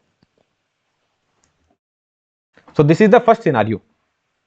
Here my value of phi msi is, let's call it as phi m1. Phi m1 si, that is phi m1 minus phi si. This is the first scenario. Now in the second scenario, what you are doing? In this scenario, threshold voltage was found to be 1 volt. Threshold voltage was found to be 1 volt. So what I can say is that 1 volt is equals to phi m1 minus phi si plus constant. Say yes or no. This is the first equation I am getting. In the second one, what they are saying, with all other parameters unchanged, everything is same, just gate material you are changing from N plus silicon to P plus silicon. So what is the meaning of P silicon? That means Fermi level will be near to the valence band. For my easiness, what I will do, I will consider the Fermi level on the valence band only. So what I will do, the same diagram I will have. The same diagram I will have. Now just the point is, the change that we are doing is,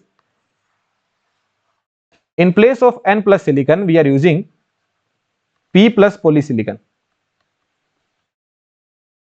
And in P plus polysilicon, what happens? This will be gone. This will also be gone.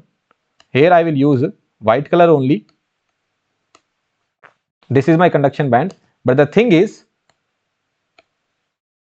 now this will become, my Fermi level will become on the valence band only. Fermi level will be on the valence band only. This is my Fermi level now. So now my metal work function is changing. Metal work function is changing. This is your metal work function now. So metal work function has become phi m2. Band gap would also be given, no? Yeah, band gap is also given. right? All good. So your new threshold Vt new, sir, this is constant, that will remain as it is. Sir, phi si is changing? No, we are not doing anything with the p type semiconductor, that remains as it is. So here what it would become? Phi m2, because this is your phi msi. So phi m2 minus phi si plus constant. This is the second thing you are getting. Say yes or no? Phi m2 minus phi si. What you can do? Subtract equation 2 minus equation 1. Okay. So what you are getting? Vt new minus 1 volt equals to phi m2 minus phi m1. So Vt new would be equals to Vt new minus 1. What is phi m2 minus phi m1?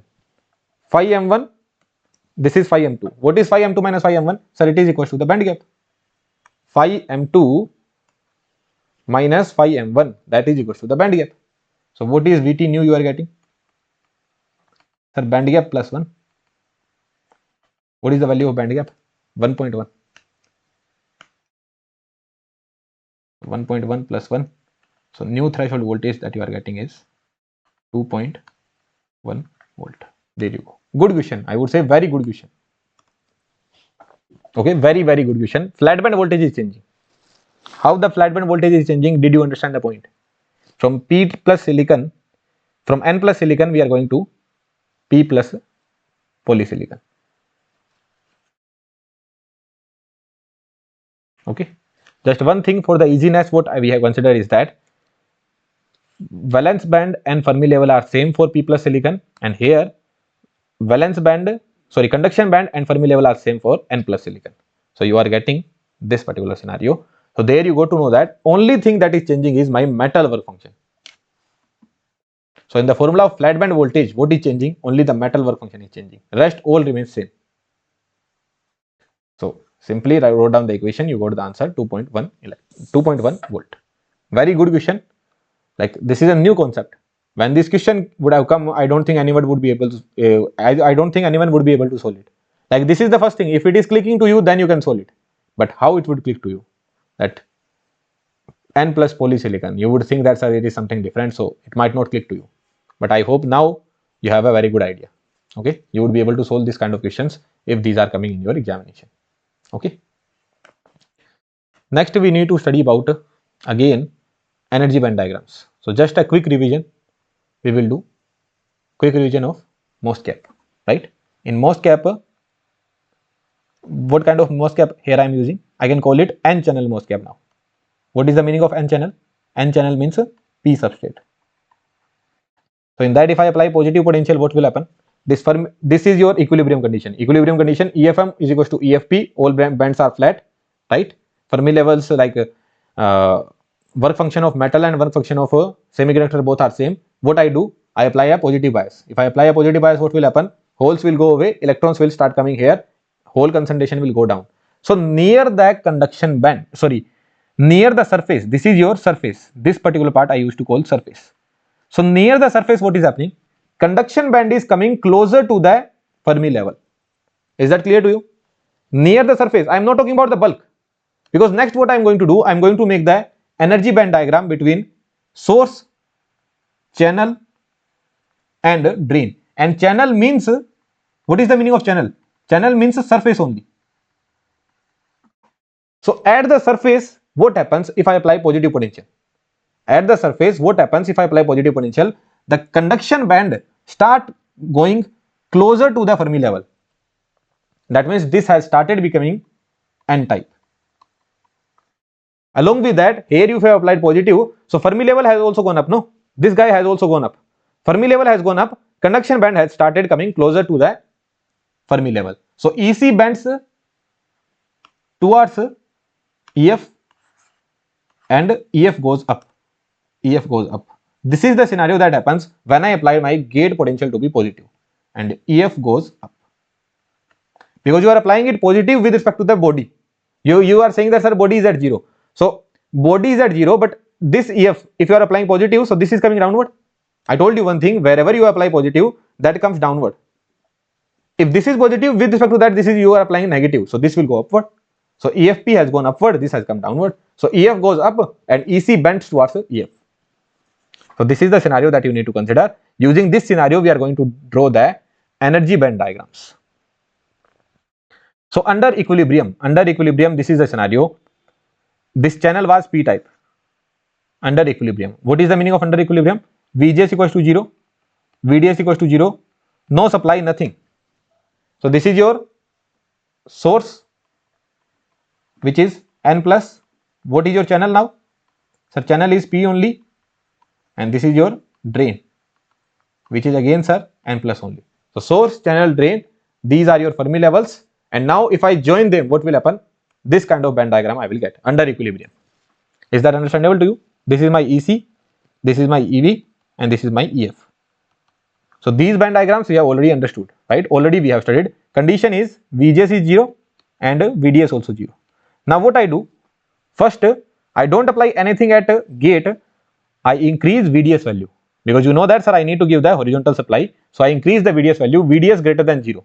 If I apply VDS greater than 0, so initially at the equilibrium, sir, here there is a barrier, here there is a barrier. What this barrier is making sure? Drift and diffusion both are equal to each other, perfectly cancelling out each other, and no current is flowing. But sir, if I increase drain potential, then what will happen? Reverse bias here will increase, sir, because body is at 0. Body is at 0. Now, sir, if I increase the drain potential, what will happen? If I increase the drain potential, then here reverse bias will increase. Reverse bias will increase, that means this barrier will increase. So this barrier will increase for VDS greater than 0 and VGS less than 0. But this barrier remains as it is. This barrier remains as it is, but this barrier has increased. This barrier has increased. Okay. Still there will be a 0 current flow, or you can say that, sir, some reverse bias current would be flowing. This reverse bias current would be flowing, but this drain current, from here there is no current flow. This current would be there. Like you can see from the band diagram as well, that here, sir, there is a slope. That means some current would be there, but that current would be very less. Some reverse bias current would be there, but I don't care about that reverse bias current. I care about the drain current, which should be coming from the source to drain. That current I care about, and that current is 0. Now what do? I apply VGS greater than VT. What do? I apply VGS greater than VT. So what will happen? VGS greater than VT. Come here. EC will start bending towards EF, and EF will go upward. EC will start bending. This is not the condition of inversion, right? This is not the condition of strong inversion. Here VGS is very small. This is actually the condition of depletion region. But if I talk about strong inversion, then what will happen? This guy will come downward like this, and this will also come very much downward. Say yes or no, right?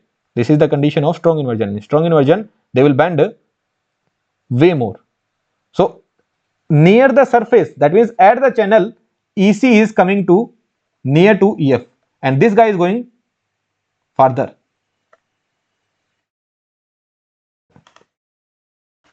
Just look at the surface only, because when I am drawing the band diagram, I am talking about the surface only. So look at the surface. At the surface, what is happening? The gap between EC and EF, this is the gap between EC and EF, and this is the gap between EF and EV.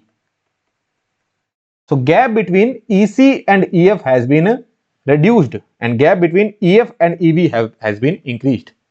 So what is happening? This guy is actually coming downward near the surface. Again, we are talking about at the surface only, not in the bulk. In the bulk, the scenario is still the same. But when I say I am drawing the band diagram of source, channel and drain, that means I am talking about near the surface.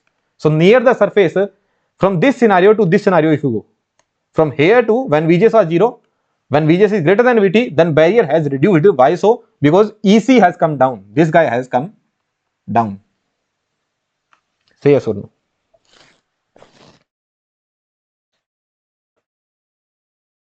Okay. So this will look somewhat like this. EC has come down. So there will be a current flow, right? Because this barrier has been reduced. This barrier was already very large, but the barrier has reduced. Why this kind of diagram we are getting? Is that understandable to you? Very, very important point. This is a very, very important point, that, sir, From here if you see, the conduction band is going closer to the Fermi level, closer to the Fermi level, closer to the Fermi level. So conduction band would be closer to the Fermi level now, closer to the Fermi level, or I can make it even more upward, closer to the Fermi level, because here you can see that, sir, this gap would be lesser than this gap. This gap is more, this gap is lesser. Say yes or no. That means this channel has become N type now. Okay, and now from here to here there will be a diffusion, and because of the high electric field there will be a current as well. So yes, current would be greater than 0. Current flow would take place. Now a very interesting doubt would come. What is the doubt? That, sir, my target is to reduce the barrier, right? My target is to reduce the barrier. Here barrier is being reduced in a very good amount. When Vg is greater than Vt, the barrier is reduced in a very good amount. But sir, if I apply Vg just greater than 0, if I apply Vg just greater than 0, then also the barrier is reducing, no? What I mean to say is that, sir, here whatever the barrier I was having, when there was no Vg, this is the condition of no Vg, then whatever the barrier I am having, then sir, even at low bias, some barrier I have reduced, no? Like this barrier now I am having. Are you able to understand what I am saying? Sir, why you are saying Vg greater than Vt? Why, sir, Vg greater than Vt is required? Why Vg greater than Vt is required, sir? Sir, even if I have applied low VGS, just Vg is greater than 0 only. Let's say Vt is 1 volt, I have just applied VGS equals to 0.1 volt.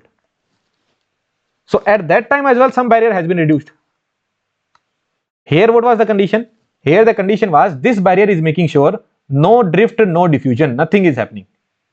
But sir, if the barrier has been reduced slightly, even if slightly barrier has been reduced, then what may happen? Some electrons can diffuse, and if some electrons can diffuse, here you are having the electric field, current can flow. So it is very interesting doubt, and the doubt is correct. So you don't need Vt actually, you don't need threshold voltage. Even if you give a very less supply, VGS is very low, then also some barrier would be reduced. No, you can see in the diagram. So at the surface some barrier would be reduced, because sir, here depletion layer will start framing. That means electrons have started coming up. So EC will start bending towards EF. This EC, this will start bending towards EF, although it will not bend too much. When you are applying greater than Vt, then it has bent too much, but when I applied just greater than Vt, then it might have bent this much. So some bending it has taken place. Some bending has taken place. That means this barrier is somewhat reduced. What I am saying? Somewhat reduced. Somewhat reduced. Somewhat reduced.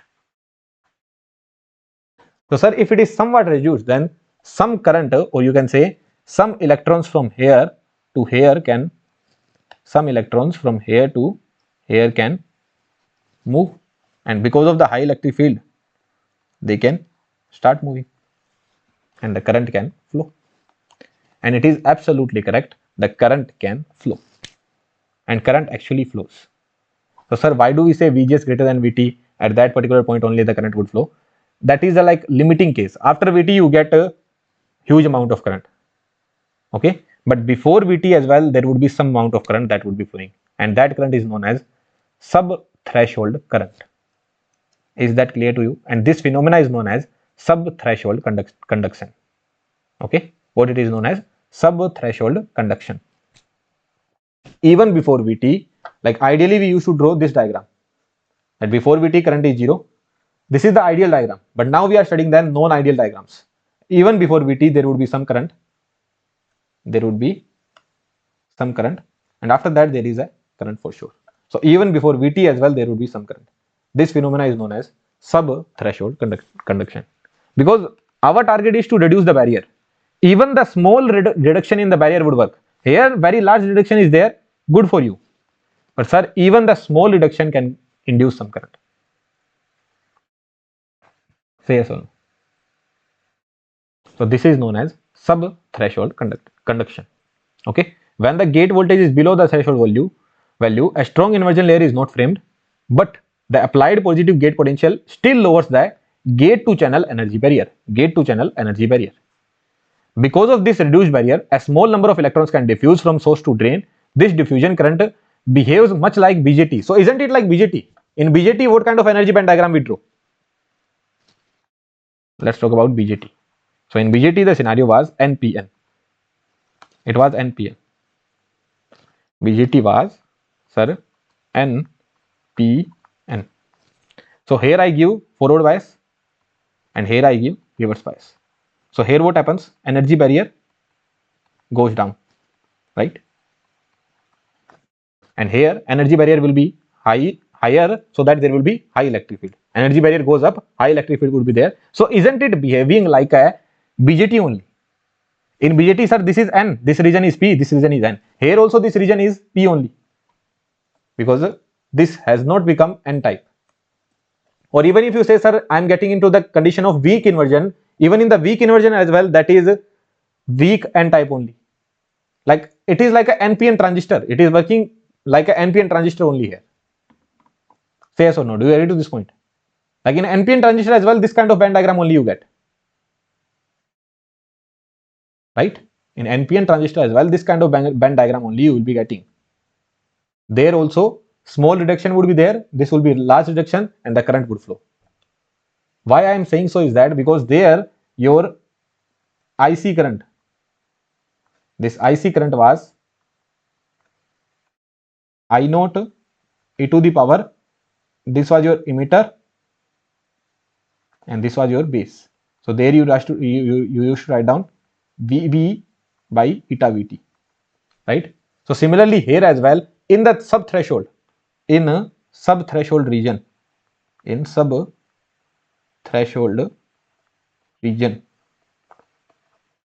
your current, you can call it drain current, would be proportional to e to the power VGS by VT.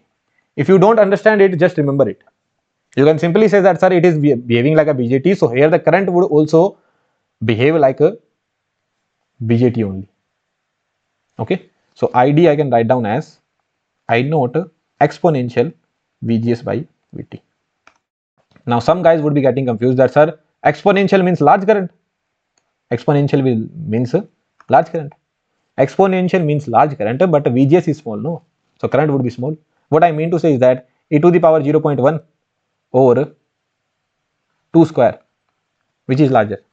Here you will say that, sir, there is square relation. Here you will say, sir, exponential relation. But this value is lesser, no? This is like e to the power x and x square. But here the value of x is 0.1. Here the value of x is 2. Here the value of x is 2. So e to the power 0.1 is surely lesser than 2 square, no? This is much larger. Are you able to understand this point, what I am saying? Here someone would be saying that, sir, exponential relation is there. Exponential relation. So current would be very high, but value of VGS is low, no? So current would be low only, although it will be rising exponentially. Say yes or no? Okay, well and good. So let's draw the graph. This is the ideal characteristics we are having. Now, better I should not write down parabolic here. Just let me know one thing. In saturation region, ideally we are talking about. In saturation region, what was the scenario? That your ID was, sir, mu n Cux W by 2L VGS minus VT whole square. So looking at the value of VGS, you can never tell whether you are in saturation or you are in linear region. In linear region, what was the scenario? In linear region, the scenario was mu n Cux W by L VGS minus VT into VDS. So you can say that, sir, either the current would be having a square relation, either current would be parabolic, or, sir, the current can be linear. But surely it is not exponential. So this curve, sir, what kind of curve it will follow, whether it will be parabolic or it will be, sir, linear, I cannot comment, because I don't know what is the region of operation. The region of operation might be saturation, the region of operation might be linear, I don't know. But surely the relation will not be exponential. Right? So here I will not write down anything, but if I consider sub-threshold conduction, then I can say one thing that, sir, here the current will rise up exponentially. This relation will surely be exponential. After that, sir, whatever the relation I get, I don't know. Exponentially. Okay. Although this value will be very low, on linear scale it will not even be visible. This value will not even be visible. The value will be very, very, very low. and after that, sir, it will rise up like this only, the same region, the same graph till Vt. This will be the scenario. Till Vt, this will be the scenario. Exponential rise up is there. After that, sir, what is the nature? I don't know. I can simply say that, sir, either it would be parabolic, or you can say square relation, or it will be linear, but I cannot comment. But here, for the sub-threshold conduction, this is known as sub-threshold region. Sub-threshold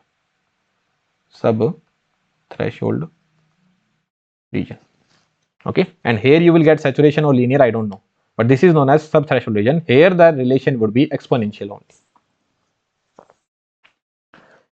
Now I will draw the graph in log scale. In log scale, I will draw the graph. Now let me tell you the decent values. The value is like in sub-threshold, what will be the value of current? Sub-threshold. Sir, in sub-threshold, although the relation is exponential, but value of Vgs is very low, so current would be like somewhat around 10 to the power minus 14 to, let's just say, 10 to the power minus 9.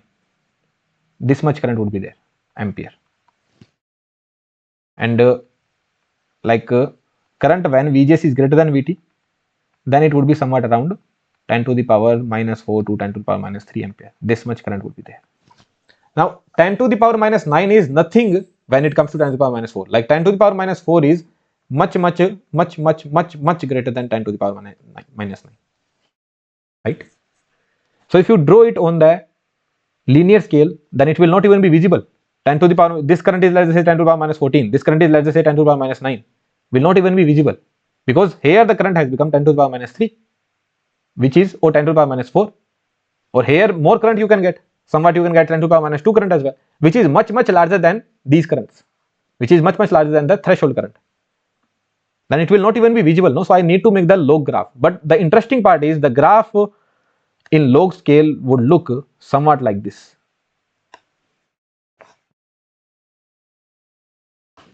Can anyone think of it, that why the graph would look somewhat like this? Sir, as you increase VGS, current will always increase. Increasing VGS, current will always increase. There is no doubt. Current can never decrease. There is no doubt about it. Current will never decrease. But sir, in sub-threshold, the relation is exponential. That means current will increase faster, although the value of current is low. On log scale, let's just say this is 10 to the power minus 14. If I take log 10, what it would become? Minus 14. 10 to the power minus 9, what it would become? Minus 9. 10 to the power minus 3, what it would become? Minus 3. And 10 to the power minus 4, what it would become? Minus 4. So here you are going from minus 14 to minus 9. Then you are moving from minus 4 to minus 3. So like here it will be faster, no? Are you able to understand this point? Because here the relation is, this is your sub-threshold region, although the value is lesser. On log scale, minus 14, minus 9 will not be very far away. Minus 4 and minus 3 will not be very far away. So on log scale, this kind of graph you will see. But here the slope will be higher. Here this thing, it will look better. Like here the slope will look something like this. Why is that so? Because here the relation is exponential. Exponential relation.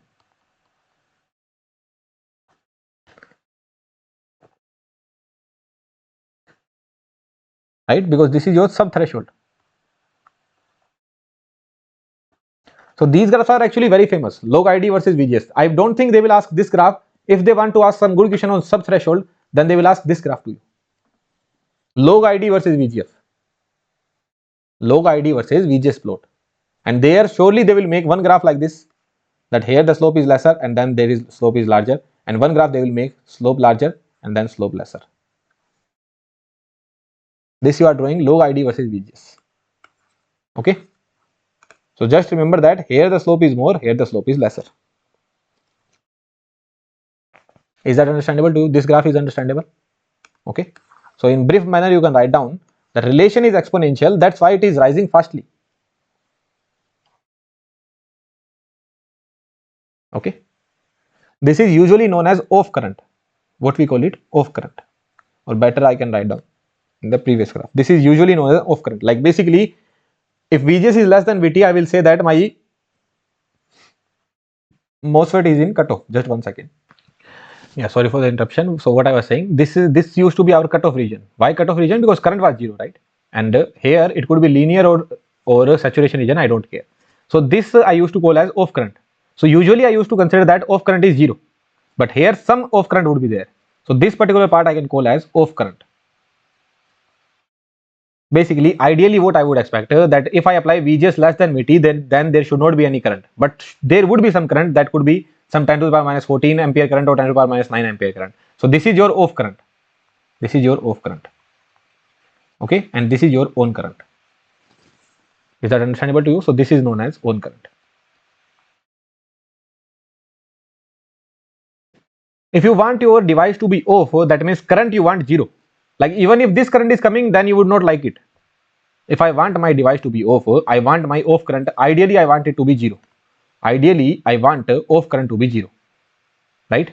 And ideally I want on current to be high. That means ideally you want on current divided by off current ratio to be high. What I mean to say is that I would want this ratio to be high. Why is that so? Because sir, ideally I want this to be very low and this to be very large. Why is that so? Because sir, if this is very low, that means I can confidently say that my device is off, and if this is very high, then I can confidently say that my device is on. So ideally I would want this ratio to be high. Okay. This graph also we have understood, right? So yeah, there is another non-ideality that is known as mobility degradation. What kind of non-ideality it is? So sir, what I have done, I am applying my VGS. Let's just say I have applied VGS to be very, very larger. Like this is very high. VGS I have applied very high. If I applied VGS to be very high, what this positive supply would do? This positive supply will tell the electrons to come, or it will say holes go away. That means electrons should come here. So electrons would come.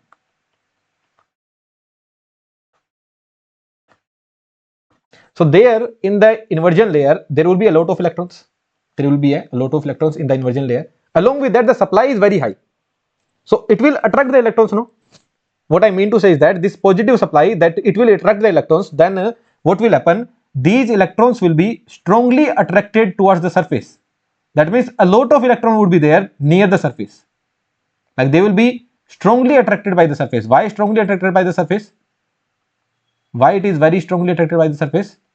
Because we are applying a positive bias, very high positive bias we are applying. So they are very strongly attracted. Now the surface is rough. What I am saying, this surface is rough.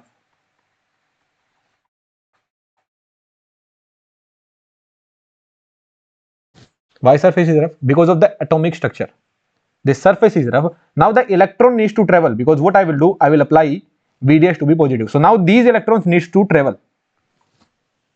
Now they will travel with the rough surface. Here the surface is rough. Now the electrons are traveling. So it will be easy for them to travel, or it will be tough for them to travel? It will be tough for them to travel, no? Because surface is rough. If surface was smooth, then they would have traveled in a very good manner. Now high VGS, they are very strongly attracted by this particular VGS value, and now they want to move. Because of the rough surface, their mobility will decrease. Surface is rough means scattering is more. They will be more scattered and their mobility will decrease. Mobility will decrease. And what was your current equation? Current equation was mu n Cux W by L. So after that, whatever the relation is there, let's take the relation of saturation region only. So sir, this is increasing. Current will surely increase, but sir, this guy is going down. Till this point, we used to consider that mobility is constant, Cux is constant, W by L is constant, but this guy is decreasing. Mobility is decreasing. VGS is going up, but this is decreasing. So although current will go up only, but it will not go up very fastly. Are you able to understand this point? If you increase VGS, current will increase only. But previously it was increasing like this. This is how it was increasing. But now it will increase a bit slowly. Like for some point it will increase like this, and then it will increase a bit slowly. Is that understandable to you? Here it is increasing very fastly, but now it will increase a bit slowly. This kind of scenario we understood in PN junction followed by as well. So now the current will increase, but it will increase slowly. Okay. Along with that, oxide charges are also present. No, like when you fabricate MOSFET, here oxide charges will also be present. So these oxide charges will also do one thing. What they will do? They will attract the electrons. They will attract the electrons here. Like very strongly, they would have attracted the electrons. Very strongly, electrons are connected to the surface. Very strongly, they are connected, and surface is rough. So it will be tough for them to move. Mobility will decrease. So this phenomena I have written, and this phenomena is known as mobility degradation. So what has been written? In a MOSFET, when we apply a large positive gate to source potential, the electric field between the gate and the channel becomes very strong. The strong vertical electric field, I am talking about the vertical field. This is known as vertical field. This is your vertical field, right? And whatever the field that drain applies, that is the horizontal field, right? So this is vertical field, and this is your horizontal field, which is applied by the horizontal.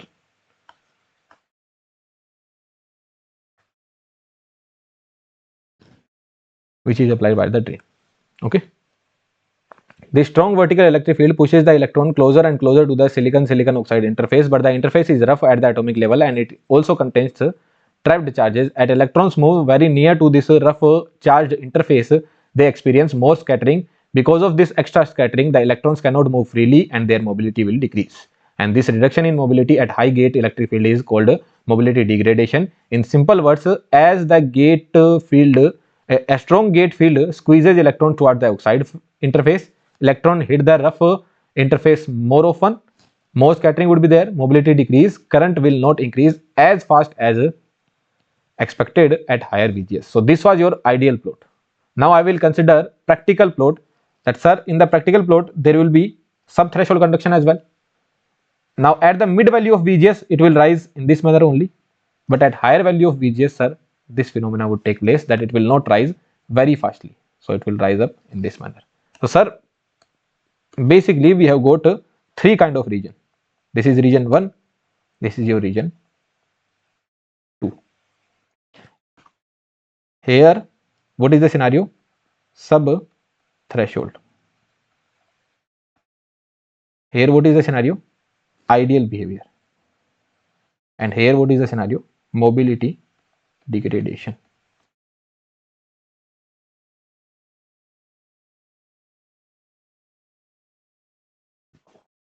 Okay, so this is your practical ID versus VGS plot. Here what is the relation? Exponential. Let's not write down the relation. You know it is exponential. Here it would be either linear or parabolic. Here the speed is even lesser. Is that understandable to you? Okay. Now GM versus VGS plot we need to make. GM. What is GM? Do you remember? Yes, sir. GM is del ID by del VGS. Right? Del VGS. For sub-threshold, let's see. For sub-threshold region,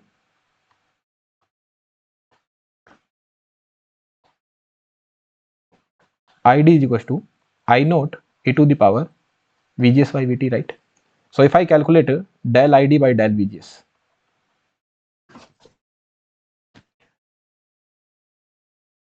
so that would be GM only. So that would be I naught e to the power VGS by VT, right? You can do the differentiation. What it will become? I naught e to the power VGS by VT divided by VT. Now what is this I naught VGS by VT? So that is nothing but ID by VT only. This is ID sub threshold. Sub threshold. Okay. This is your del ID by del VGS. Let's draw the GM versus VGS plot. First I will draw the plot and then I will explain it. First, now somewhere I will be using this particular thing. So what is the conclusion we are getting? So GM in sub threshold. So that is coming out to be ID sub threshold divided by VT. And GM in saturation region, you remember it? Do you remember it or not? Sir, GM in saturation region. What that was coming out to be? Saturation you can find out or you can find out in a linear region as well. So what that was, sir? Some constant value mu n CH W by L and VGS minus VT, right?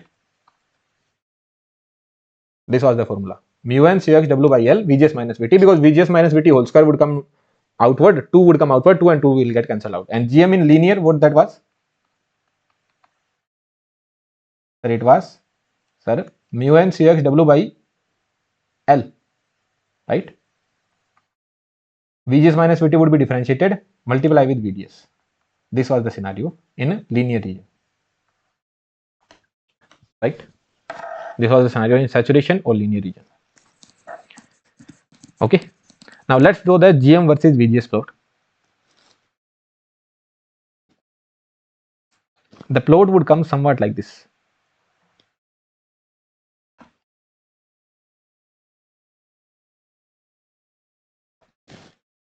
Okay. This point is VT.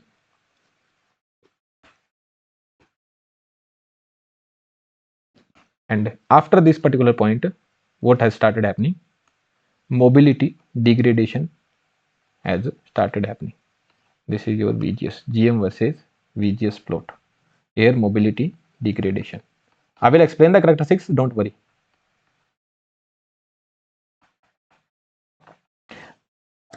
Now mathematics will be used. Okay. So keep your mind open for mathematics. Mobility degradation. Keep your mind open for mathematics. Okay. What is GM? GM is del ID by del VGS. That means it is the slope of ID with respect to VGS. It is the slope of this curve. Slope of this curve. ID versus VGS we are drawing. Slope of this curve with respect to VGS we are drawing. Now you know that at the phenomena of mobility degradation, ID is not increasing much with VGS. Like basically, let's just say here this current is 3 ampere to 4 ampere.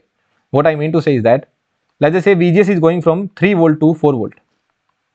Then your current is going from 3 ampere to 4 ampere.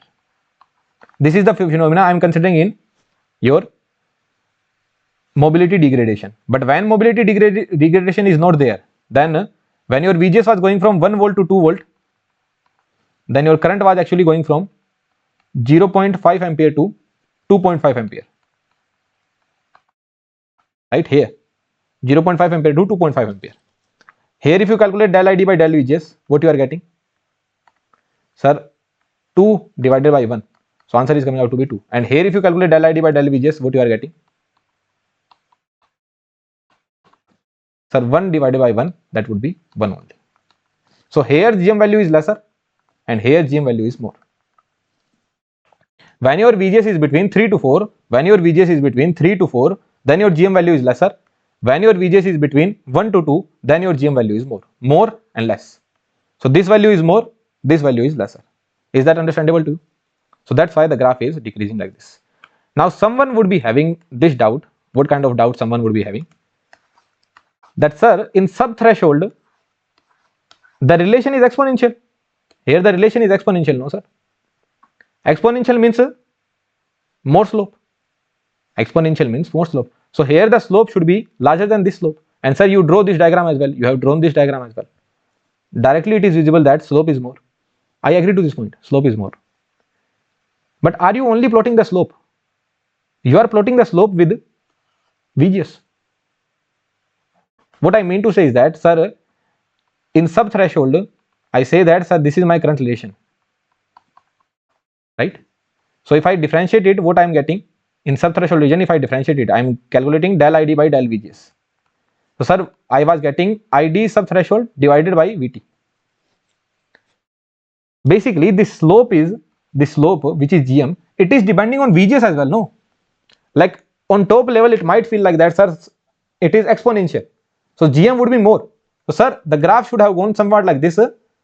Here the graph that you have drawn here, that would have gone somewhat like this, that sir, GM would be more, then after sub-threshold, it should rise up like this and then it should decay like this. This is how the graph should go. Because sir, till the sub-threshold region, the slope is more. That means the value of GM should be more. And then when you move into the ideal region, the slope should decrease and then constantly it should increase. Why it is increasing? Because after that, you are getting more and more current, then it should increase. And then sir, just as mobility degradation comes into action, it should decrease because GM value is decreasing. So this kind of graph, sir, I would have expected. Genuine doubt it is. But the problem is, do you see the relation of GM? Do you see the expression of GM? expression of GM in subthreshold region. Expression of GM in subthreshold region is directly proportional to the current in subthreshold region. And current in subthreshold region is less. So if it is less, then this will also be less. When I was a student, this was a very genuine doubt to me. You see the explanation of this question, everyone would say that slope increases and then it would decrease here because of the mobility degradation. This is the explanation that is given.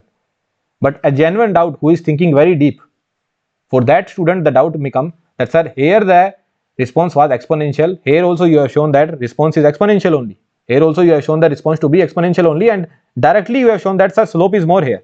Log ID versus VGF, slope is more. If slope is more, that means GM value should be higher.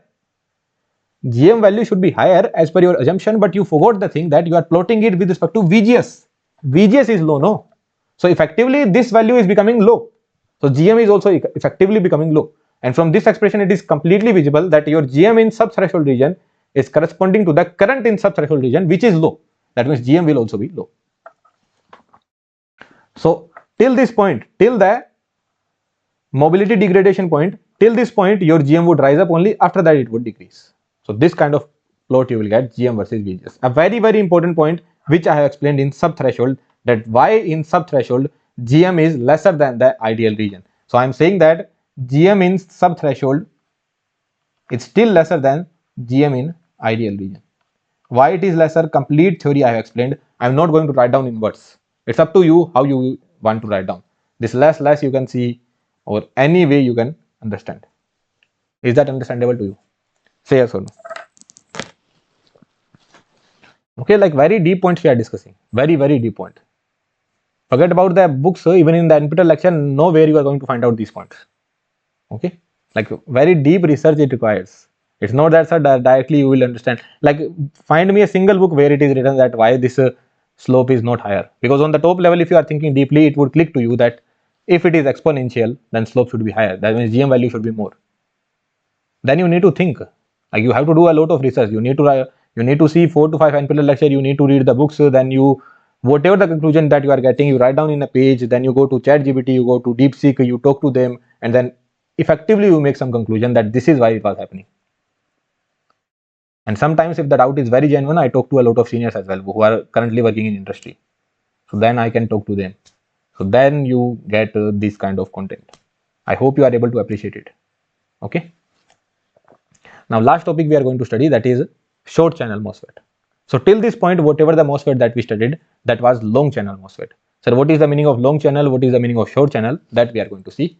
So next topic is short channel MOSFET. So when we move from long channel to short channel, then what all things would happen, how it is useful, how it is less useful, everything we would see. Okay, so that's the last topic. I think that it would take 40 to 50 minutes and then your chapter will be completed.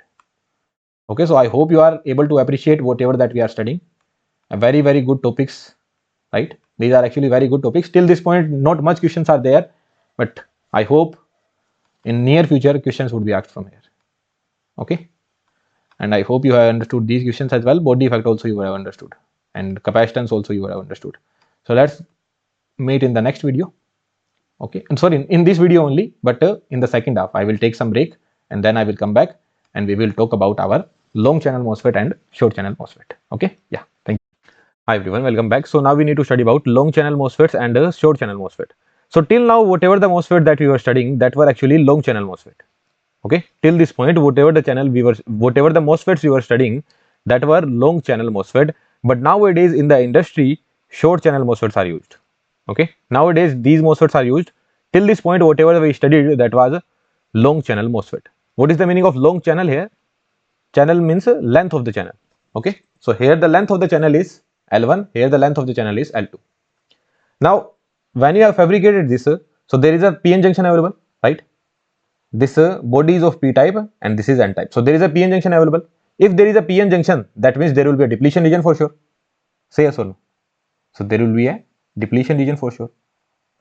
I am calling it X depletion, sorry, XD, depletion region from the drain, and here I will be calling it as XS, depletion region from the source.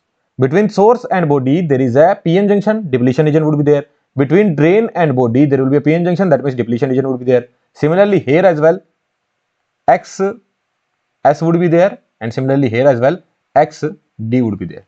If your length L1 is much greater than XD or XS, then it is known as long channel MOSFET. If your L2 is comparable to XD or XS, then it is known as short channel MOSFET. Did you understand this point? Between drain and body, whatever the depletion width you are getting, that is XD. Between source and body, whatever the depletion width you are getting, that is XS. If your channel length is very much larger than XD and XS, then it is known as long channel. If your channel length is comparable to XD and XS, then it is known as short channel. Understandable? Okay. Let's compare the threshold value. So we are going to compare the threshold value of MOSCAP, long channel MOSFET and short channel MOSFET. Here the length is L1, here the length is L2. So we are going to compare these threshold value. So what is the formula of threshold value we have studied? What is the formula of threshold potential we have studied? Sir, Q depletion by COX plus 2 phi F. Then we go to know that, sir, Q depletion was nothing but 2 epsilon Si QNA 2 phi F divided by COX plus 2 phi F. So this is the formula that we studied. Is there any mention of the length? Is there any mention of the length? No. And what did I say when we were studying about the body effect? I said that whatever the threshold value you get in MOSFET, whatever the threshold value you have got in MOSCAP, the same threshold value we use in MOSFET as well.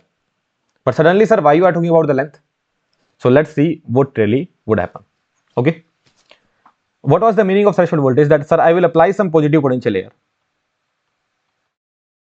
And with respect to the applied positive potential, the semiconductor needs to supply negative charge. With respect to applied positive potential, the semiconductor needs to supply negative charge. Say yes or no. So here negative charge is coming because of the depletion width only. Q depletion. Whatever the depletion width was present here, because of that depletion width, whatever the negative charge was coming, that was Q depletion. So this positive charge was neutralized, or you can say neutralized will not be a good word. Basically, whatever the positive charge you are applying, based on that, the same negative charge should be available in the semiconductor. And that same negative charge was coming from Q depletion. Now here as well, I would do the same thing. Whatever the positive charge that I am applying, with respect to that, in the semiconductor, negative charge should come. Right? So some charge can be provided by the Q depletion. Some charge can be provided by XD, and some charge can be provided by, this is XS actually. Some charge can be provided by XS and some charge can be provided by XD. Basically, here 2 more depletion region are available, no? Without even applying any positive charge, here already some negative charge is available. Here as well, there is already some negative charge available. But sir, in the previous analysis, you never considered about these negative charges because the length was long. Channel length was long, because here your L1 was much greater than XD XS. So because of that, whatever the depletion charge we were getting, they were ignored. They were very less compared to the length. But here they will not be ignored, because here whatever the positive charge you apply, some charge will be coming from the depletion region, some charge would be coming from the XS, and some charge would be coming from the XD. So here surely there is an importance of XS and XD, and along with that there will be depletion charge as well. Is that understandable to you or not? Let's just say here minus 5 coulomb charge was available. Here minus 5 coulomb charge was available. To get the inversion layer, here minus 5 coulomb charge was required. So here how much charge you need to apply? Plus 5 coulomb. Now here to get the inversion layer, I needed minus 5 coulomb charge only, right? But some charge could be given from XD and XS. So depletion charge that I would require, that would be minus 4.99. I am assuming that the charge that is coming from XD and XS is 0.01 coulomb, minus 0.01 coulomb, because negative charge would be coming. This is N plus, this is P. So P side there would be negative, right? N plus P. So this is N plus and this is P. I hope you know this is your P, this is your N plus. So this would be positive, this would be negative. So some negative charge is provided by the PN junction. So here from the depletion region I would require minus 4.99 coulomb charge. So here I require minus 4.99 coulomb charge. From where this minus 4.99 coulomb charge is coming? From here it is coming. Plus 4.99 coulomb charge.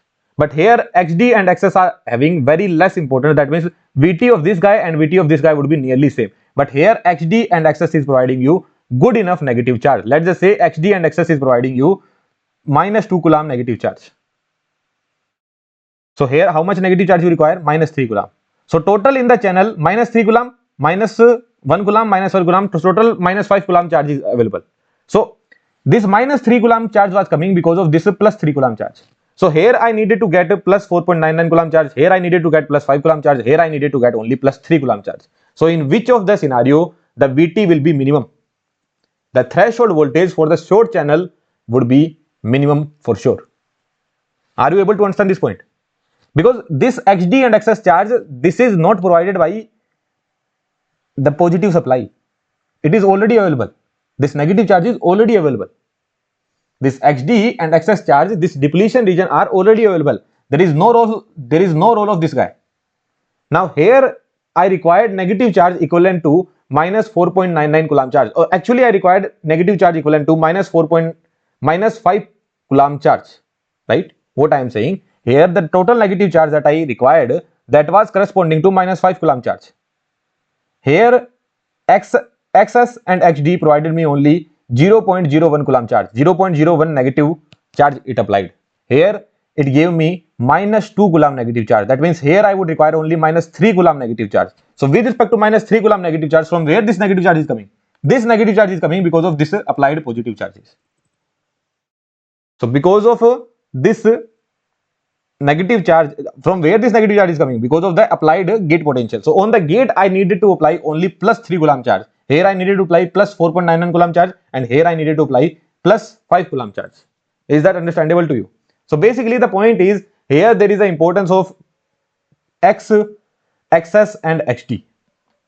If XS and XD are giving you some negative charge, then in the depletion region you would require less negative charge. In the depletion region, if I am requiring less negative charge, that means on the gate I will have to apply less positive charge. That means the threshold voltage of short channel MOSFET would be least, then long channel MOSFET, then MOSCAP. But what we usually do is that we take VT of MOSCAP. Actually this is the scenario. VT of MOSCAP would be greater than long channel MOSFET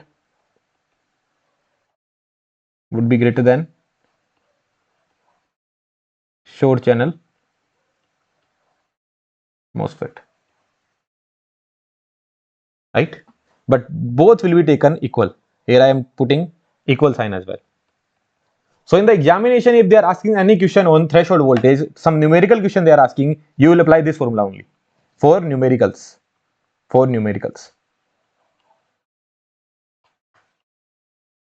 But there has been one question or one statement that which of the following statements are true, and there the lines is written that for the short channel MOSFET the threshold voltage would be minimum. So you would be saying that, sir, there is no dependence of the length, but you know one thing, that sir, here the length is small, that means XD and XS are also giving you some negative charge. The total charge you required minus 5 coulomb, here also total charge you required minus 5 coulomb, here also total charge I required, that was minus 5 coulomb only, but sir, here it was giving very less negative charge. This is already giving you minus 2 coulomb negative charge, so minus 3 coulomb negative charge only I would require. If minus 3 coulomb negative charge only I require, that means on the gate as well I will have to apply only plus 3 coulomb negative charge. Someone would be saying that, sir, from where this minus 2 coulomb negative charge will be balanced? Like whole system should be neutral, no? This whole system should be neutral. So you are saying that, sir, plus 3 coulomb and minus 3 coulomb, they are balancing each other. So from where this minus 2 coulomb charge is getting balanced?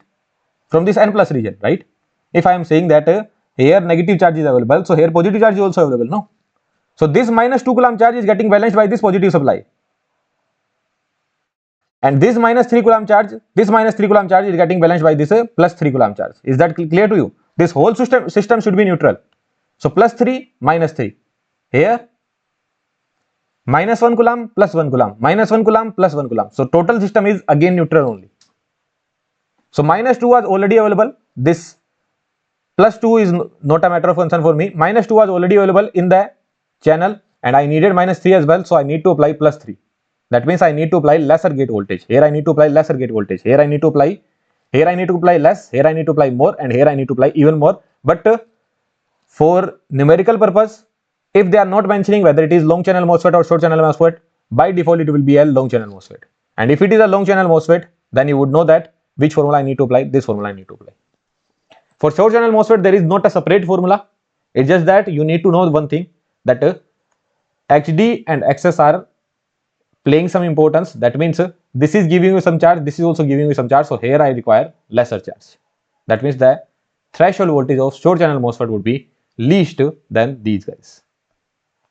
And that's why it would be more convenient for me to use the short channel MOSFET, right? Because even if I give the negative supply to the body here, the threshold voltage will increase, but already the threshold voltage is very less. So even if it is increases, then there is no issue for me. Are you able to understand this point? What I am saying, in the short channel MOSFET, I am already having less VT. If I give it negative supply, why would I give it negative supply? To reduce the power dissipation. So if I reduce the power dissipation and if I give it a negative supply, then my threshold voltage will increase, but how much it will increase? It is already very less, right? So can be taken equal. Here I am writing down, can be taken equal. But here let's use that 3 sign or 2 sign I will use. 2 sign means these are much greater than this particular thing. Short channel MOSFET will have a very lesser VT. This is one of the region, other region are also there. We will discuss those region as well. So slowly one by one we are going to discuss those region. So first topic is clear. In short channel MOSFET, the first topic that we wanted to discuss was about the threshold voltage. The shared threshold voltage of short channel MOSFET is lesser than the long channel MOSFET because XD and XS, the depletion width between drain body and the source body is also providing some negative charge. That means on the gate you need to apply less positive charge, so your threshold voltage is less. This first topic is clear. Let's talk about current saturation. But before discussing the current saturation, do you remember this drift velocity versus electric field plot? Sir, initially linear, then sir, this kind of relation. Here your mu was something like this, then mu became, right? Here mu was constant. Here your mu was constant,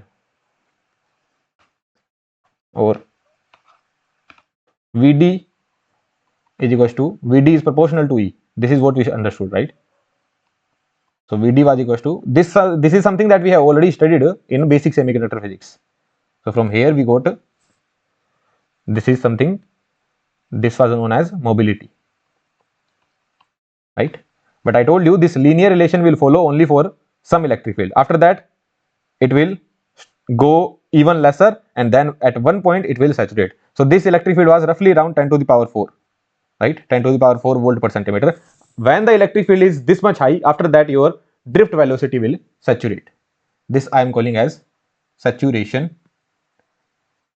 Drift or velocity saturation, I will call it velocity saturation. Okay, and what is your drift velocity? Drift velocity is nothing but NQ mu E, or you can call it NQVD. I am only talking about with respect to electrons. With respect to holes as well, it could be there. So this was your drift current, right? So drift current was NQVD. If this has saturated, then this will also saturate, right? If your Vd saturated, if your drift velocity is saturated, then your current will also saturate, because N is constant value, Q is constant value, Vd. If Vd is saturated, then your current will also saturate. Now in short channel MOSFET, what will happen? Sir, this length L is small, and if I apply some VDS here, or let's understand by this diagram. If I apply some positive VDS supply here, source is grounded, okay? Source is grounded. So let's just say 2 volt I applied. 2 volt I applied. This length is actually very, very small. Not even 2 volt. Let's just say I have applied 1 volt only. This length L2 is actually very small. Let's just say it is 1 micrometer. 1 micrometer is also very large actually. Okay, 1 micrometer is also a very large value that I am telling. Or let's just say I will just say that 0.1 volt I have applied and the length is 1 micrometer. So what will be the horizontal electric field? Sir, VDS by L. So electric field will be 0.1 divided by 1 micrometer. Right? 1 micrometer means 10 to the power minus 4. Or let's make it 1 volt. Like 1 micrometer is actually very large. Even in this one, you will get 1 micrometer length. Here you will get 0.1 micrometer length. So what is the meaning of 0.1 micrometer? That means your electric field would nothing be electric field, your horizontal electric field. Which electric field I am talking about? I am talking about this horizontal electric field. This is your horizontal electric field. That is nothing but VDS by L. Here VDS value is 0.1. Okay. VDS by L. So VDS is 0.1. L is 10 to the power minus 5. Right? Because it is 10 to the power minus 7. So it would become 10 to the power minus 5. So your electric field would be nothing but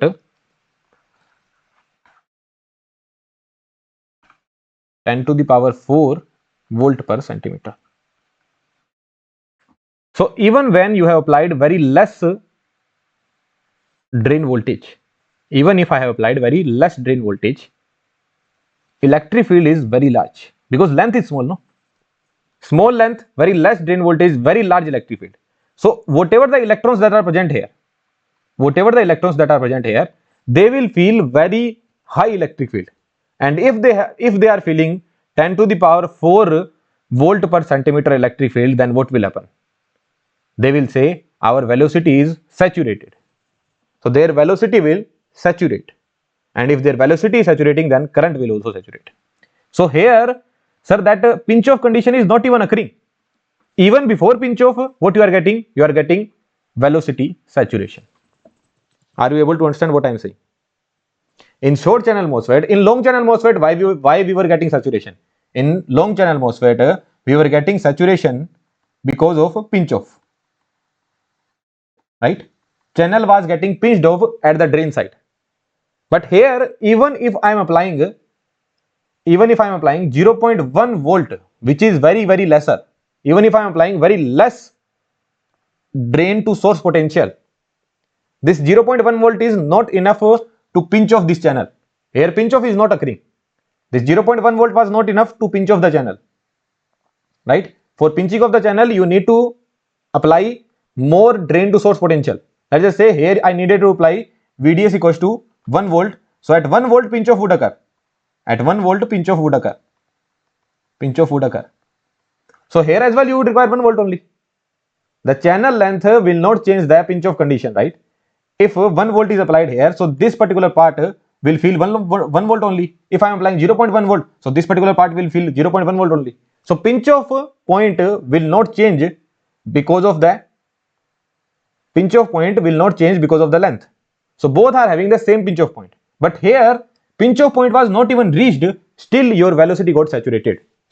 Or you can say still your current got saturated. The reason was even though VDS is low, but the length is also low. If length is low, that means electric field will be very, very high. If electric field is very high, then your drift velocity will saturate. So electron will travel with the saturated velocity now. So if this is saturated, then your current will also saturate.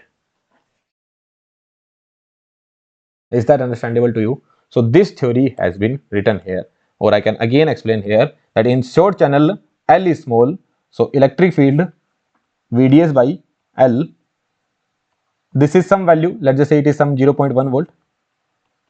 Length I am taking as 0.1 micrometer, so it would be 10 to the power minus 5 centimeter, so it would become 10 to the power 4 volt per centimeter. So what has happened? Velocity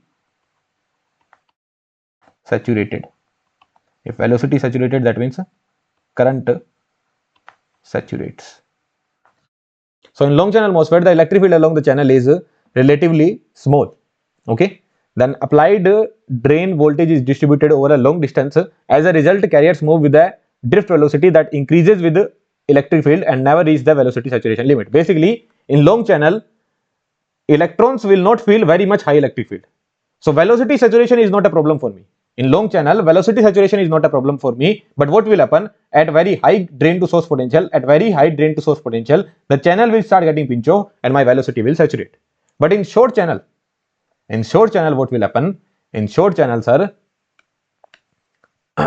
pinch off will not even occur. So here what is written? Here we are talking about long channel. So in long channel, the current eventually saturates due to pinch off when the drain voltage is VDS equals to VGS minus VT. The inversion layer at the drain end becomes zero and the depletion region forms. Further increases the VDS, no longer increases the current, increases the channel charge or current, giving the classical long channel saturation condition. This we already know. But in short channel, what has happened? The electric field is making sure that your electrons are traveling with the saturated velocity. If electrons are traveling with the saturated velocity, then your current will saturate. So it is written in a short channel MOSFET, the channel length is so small and even a modest VDS can create a very high electric field. Electrons rapidly accelerate and reach the maximum drift velocity V set. Once this velocity saturation point is reached, the carriers cannot move faster. The drain current becomes limited by the maximum velocity rather than the pinch off. So here pinch off condition is not even occurring. If you keep on increasing the VDS, if you keep on increasing this VDS, then the pinch off may occur. But even before getting the pinch off, your velocity is saturated and your current is also saturated. Okay, so what that is written? So the drain current becomes limited by the maximum velocity rather than by the pinch off. Thus, in short channel devices, the current saturation occurs primarily because of velocity saturation and it happens at a much lower VDS than in long channel devices. So in long channel where I required 1 volt, to get the pinch off and then my velocity will be saturated. But here even at 0.1 volt, just because your velocity is getting saturated, because of that your current will be saturated. So here velocity saturation was never achieved. But here even at low VDS velocity saturation is achieved, because of that the current is saturated. Okay, so both are having very different phenomena. Someone would ask you that pinch off condition can occur in long channel MOSFET, answer would be yes. Someone would ask you pinch off condition can occur in short channel MOSFET, answer would be yes. Pinch off condition can occur at very high VDS, pinch off condition can occur. But here someone would ask, will the velocity saturation occur?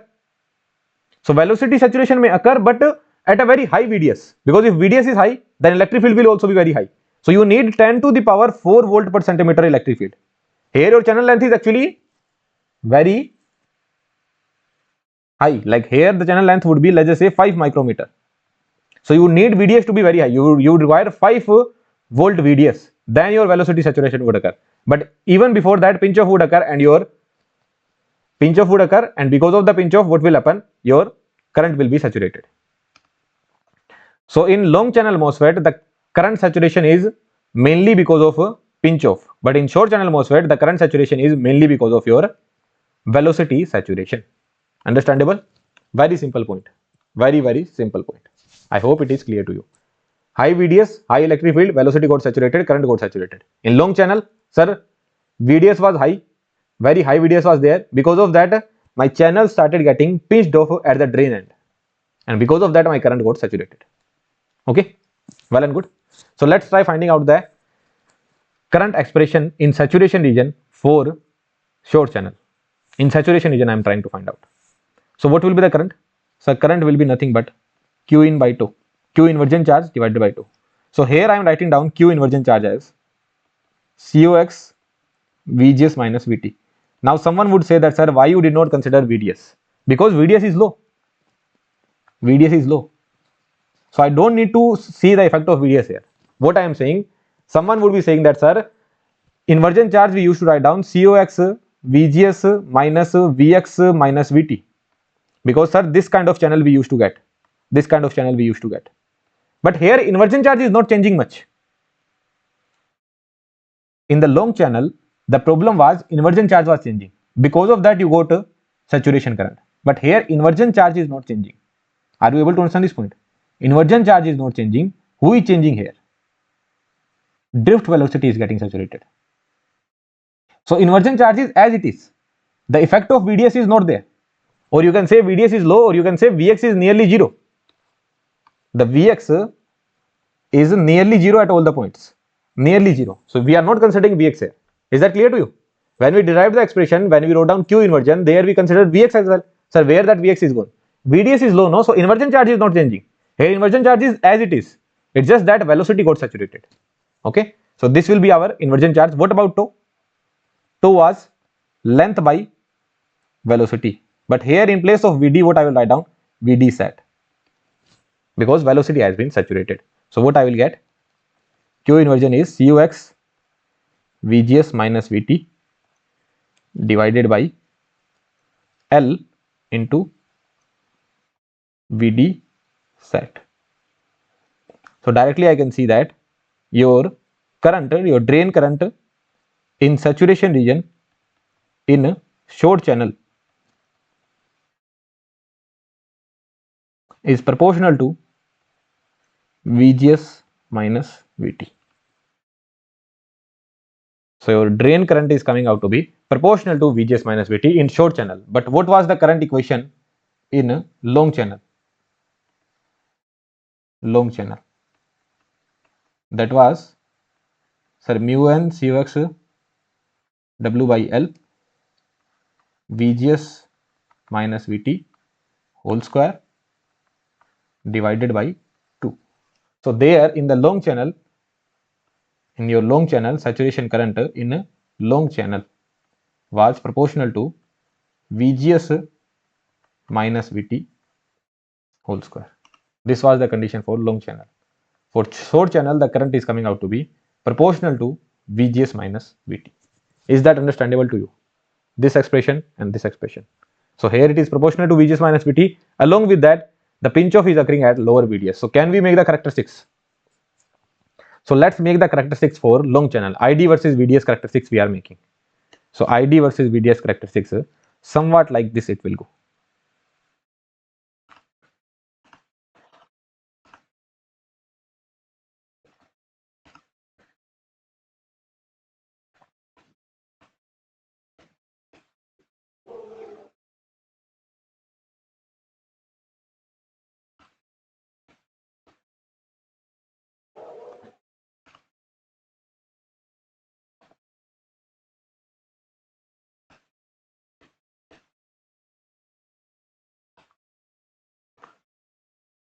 This will be your characteristics.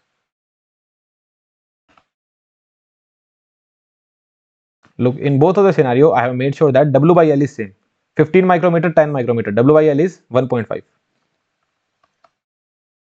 Here also W by L is 1.5 only. 0.27 micrometer, 0.18. You divide it 1.5. So W by L I have kept same. But still, here the current would be more and here the current would be lesser. Why more? Why lesser here? Because this is proportional to VGS minus VT whole square, no? Let's just say VGS minus VT is 2. So here the current would be 4 times, but here it would be 2 times only. Is that understandable to you? Along with that, saturation will also occur fastly. So where the saturation would occur? In this case, the saturation would also occur fastly, right?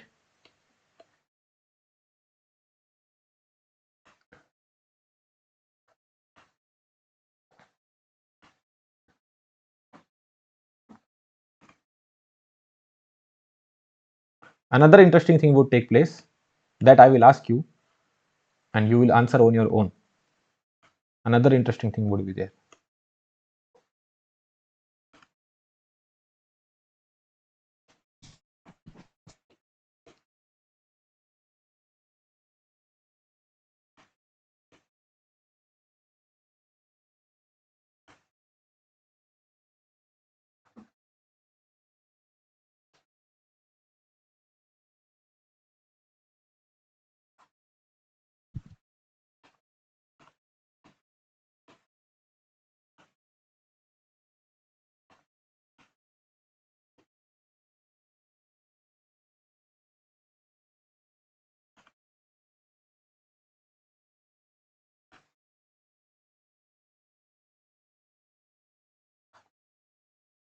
Now tell me one thing. Did you understand this characteristics? Right? Here you can see that, sir, here your VDS is occurring at this particular point, but here my VDS is occurring early on. Why early on it is occurring? Because low VDS, high electric field, velocity saturated. So velocity saturation is there. That means current will also be saturated. That means your saturation would occur at lower VDS. This is the first point that we understand, right? Secondly, why current is less? Because of this thing that it is VGS minus VT, and this is proportional to VGS minus VT whole square. So whole square means more current. That is also understandable. Second thing is why I made this gap. You see this gap and this gap. These gaps are uneven. But why these gaps are even? Like both of the gaps are same. Why is that so? Because we make these graphs for different kind of VGS value, no? Let's just say here your VGS was 1.8 volt. Okay, here your VGS was 1.2 volt, and here your VGS was 0.8 volt, right?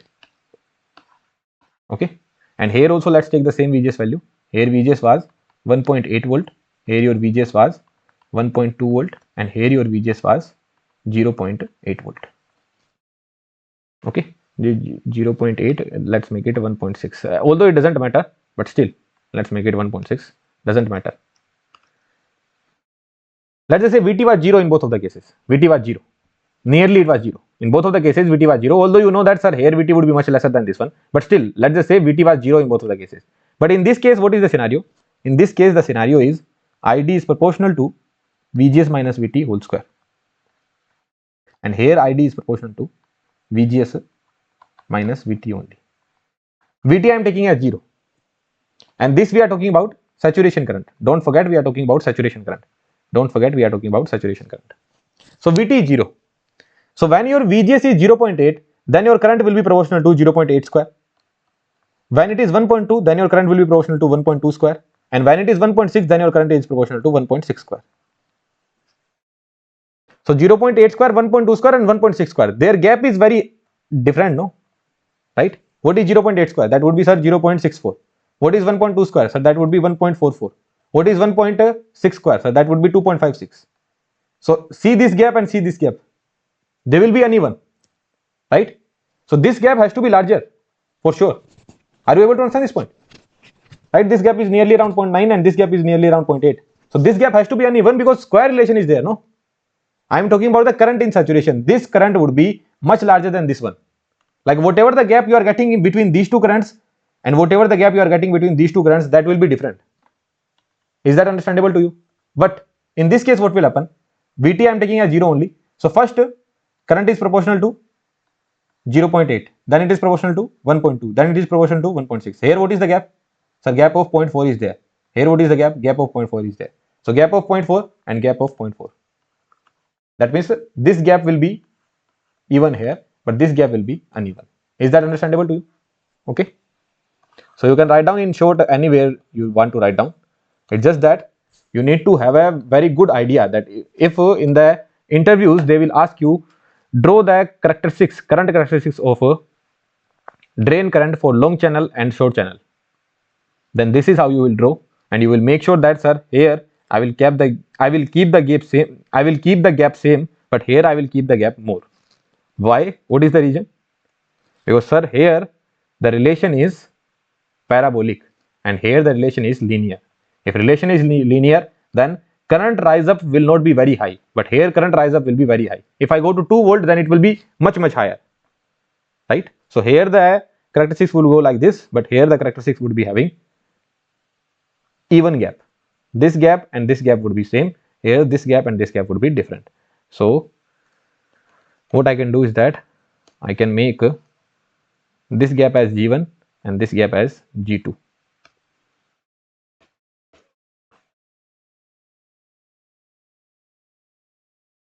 This is G1 gap, this is G2 gap.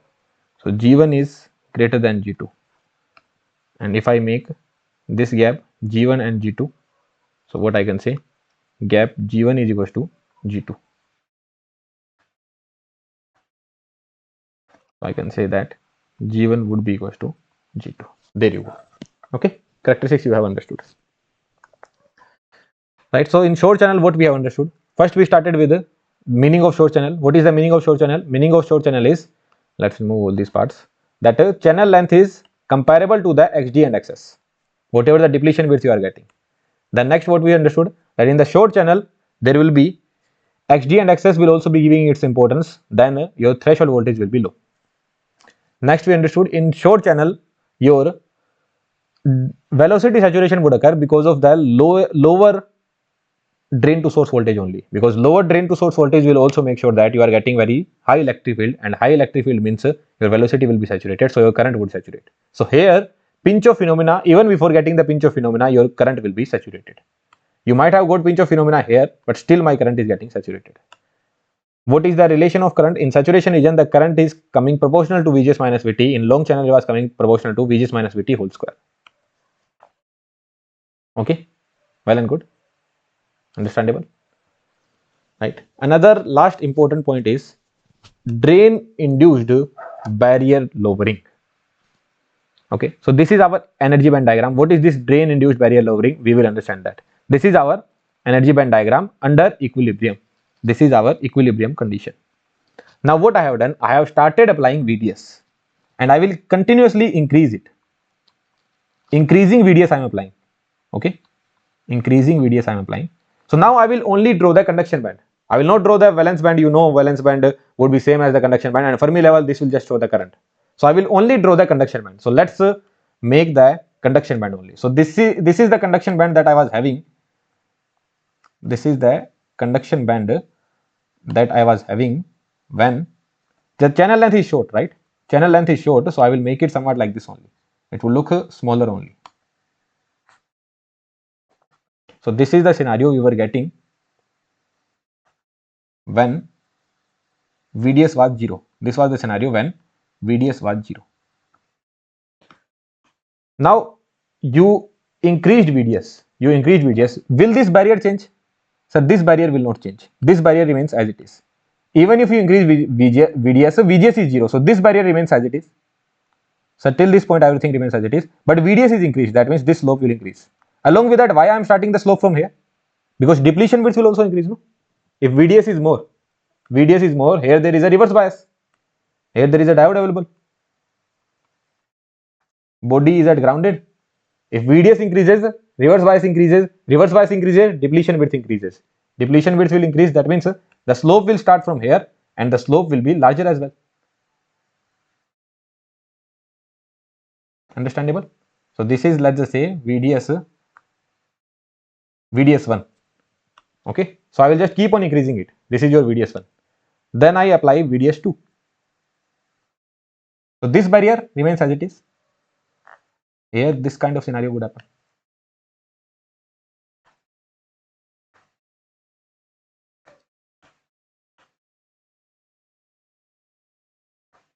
This is your VDS2. Then VDS3.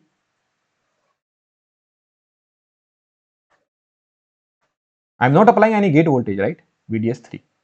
Now if I increase it more, what will happen? If I increase it more, then from here only it increases and this barrier will be lowered. Is that understandable to you? Again see it. I increased more VDS. That means electric field has become so strong that it has reduced this barrier as well. Previously this barrier was same. Till this point, all the time this barrier was same. This barrier was unchanged. If I say this was QVB, then here this was QVB only under equilibrium.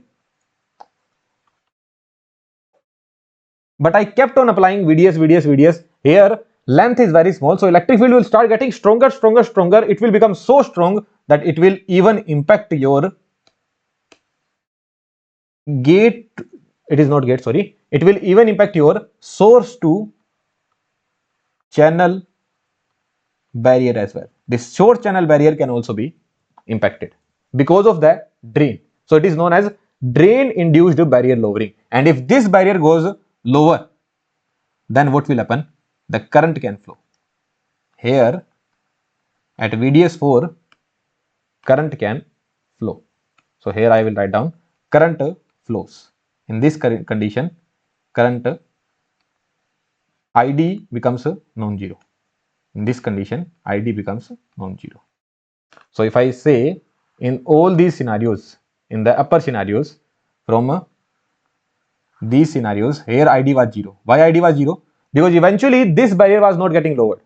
But you kept on increasing this VDS. What really happened? The electric field became so strong that it has even lowered your source to channel barrier as well. And since this barrier has been lowered, now what will happen? Electrons will go here and electrons will diffuse and the current will flow. So you are losing the control over the gate. What did you say? That sir, when I designed MOSFET, my prime target was that my control should be on the gate. If I don't apply VGS greater than VT, then current will not flow. But you are completely losing the control over the gate. If you have applied very low VGS or even if you have applied no VGS, still the current is flowing because your barrier has been lowered just by drain potential. So this phenomena is known as drain induced barrier lowering, and this is one of the biggest problem in modern day MOSFETs. Okay, so nowadays like these MOSFETs are used only. Okay, short channel MOSFET we are using. So in short channel MOSFET, the technology that I was working on, that was I forgot it. Let's not talk about it. Okay, because something like these things are there which you should not be sharing. Although I'm not working in the company, but forget about it. Yeah. So what I was saying, that the channel length is small, VDS is good enough, then what it will do, it will even reduce the source channel barrier, and because of that electrons will be diffusing and current can flow. So this phenomena has been written. In a short channel MOSFET, the drain is so close to the source that the drain electric field can extend significantly into the channel region. As the drain voltage increases, this field begins to influence the source channel junction as well. At sufficiently high drain voltage, it can lower the energy barrier that controls electron injection from source into the channel. Because this barrier is reduced, electrons can enter the channel more easily even without an increase in gate voltage. As a result, the device effectively turns on at lower VGS or even at 0 VGS as well, it can turn on. This phenomena is known as drain induced barrier lowering. And there you go, here your chapter is completed. Okay, MOSFETs are completed. I tried to give a better content this time. Like you might have already studied MOSFETs from anywhere, like from me as well, you would have studied in analog. But in analog, I cannot teach all these things, no, right? I cannot teach these things in analog. I cannot teach short channel, long channel. Like when I made the video for analog, a lot of people from masters, they were saying that sir, please teach the short channel effects. So how can I teach the short channel effect there? You don't even know what is Venn diagram. In EDC, I can teach the short channel effect. No, like you would see in YouTube, there are comments available in my most physics video that sir, please teach the short channel effect. Please teach like body effect. Body effect I taught in analog as well. I taught body effect, but on a very surface level. But here I can teach it more in depth, right? Energy band diagram we can discuss. We can discuss everything. Like this query I again and again got in analog videos as well. That's why GM versus VGS plot is like this. So now I can give you the explanation. Here I cannot explain what is sub threshold. Sub threshold and all these are very, very important points from the design perspective as well. But even an analog designer, what he would do, he will remember all the things. That here exponential relation would be there. Mobility degradation he will not reach. But sub threshold is actually a very important point for all the analog designers. But he will just remember that here the current relation will be exponential. And that is fine. For an analog designer, that is fine. But when you are studying device physics, you need to know the reasoning of everything. Right? So here I could give the reasoning. There I could have simply drawn this plot. I would never be able to explain that why it was exponential. Right? But here I can explain because you have studied BJT as well. You have studied everything now. So now EDC and analog combined, now you would be like, you will feel like that, sir, we know electronics now. Along with that network as well. Network and along with that signals and control as well. So signal, control, network, analog and EDC. Once you study all these subjects on a good level from a good educator, then you would feel like that, sir, yeah, now we know VLSI. At least analog VLSI we know. For digital VLSI, digital electronics is there, Verilog is there, COE is there. So now you might feel like that, sir, yeah, something good we are learning now. Okay, well and good. So yeah, here we end the video and this part is completed. Next what we study? We will study optoelectronics devices. Okay, there we need to study solar cell, photodiode and LEDs.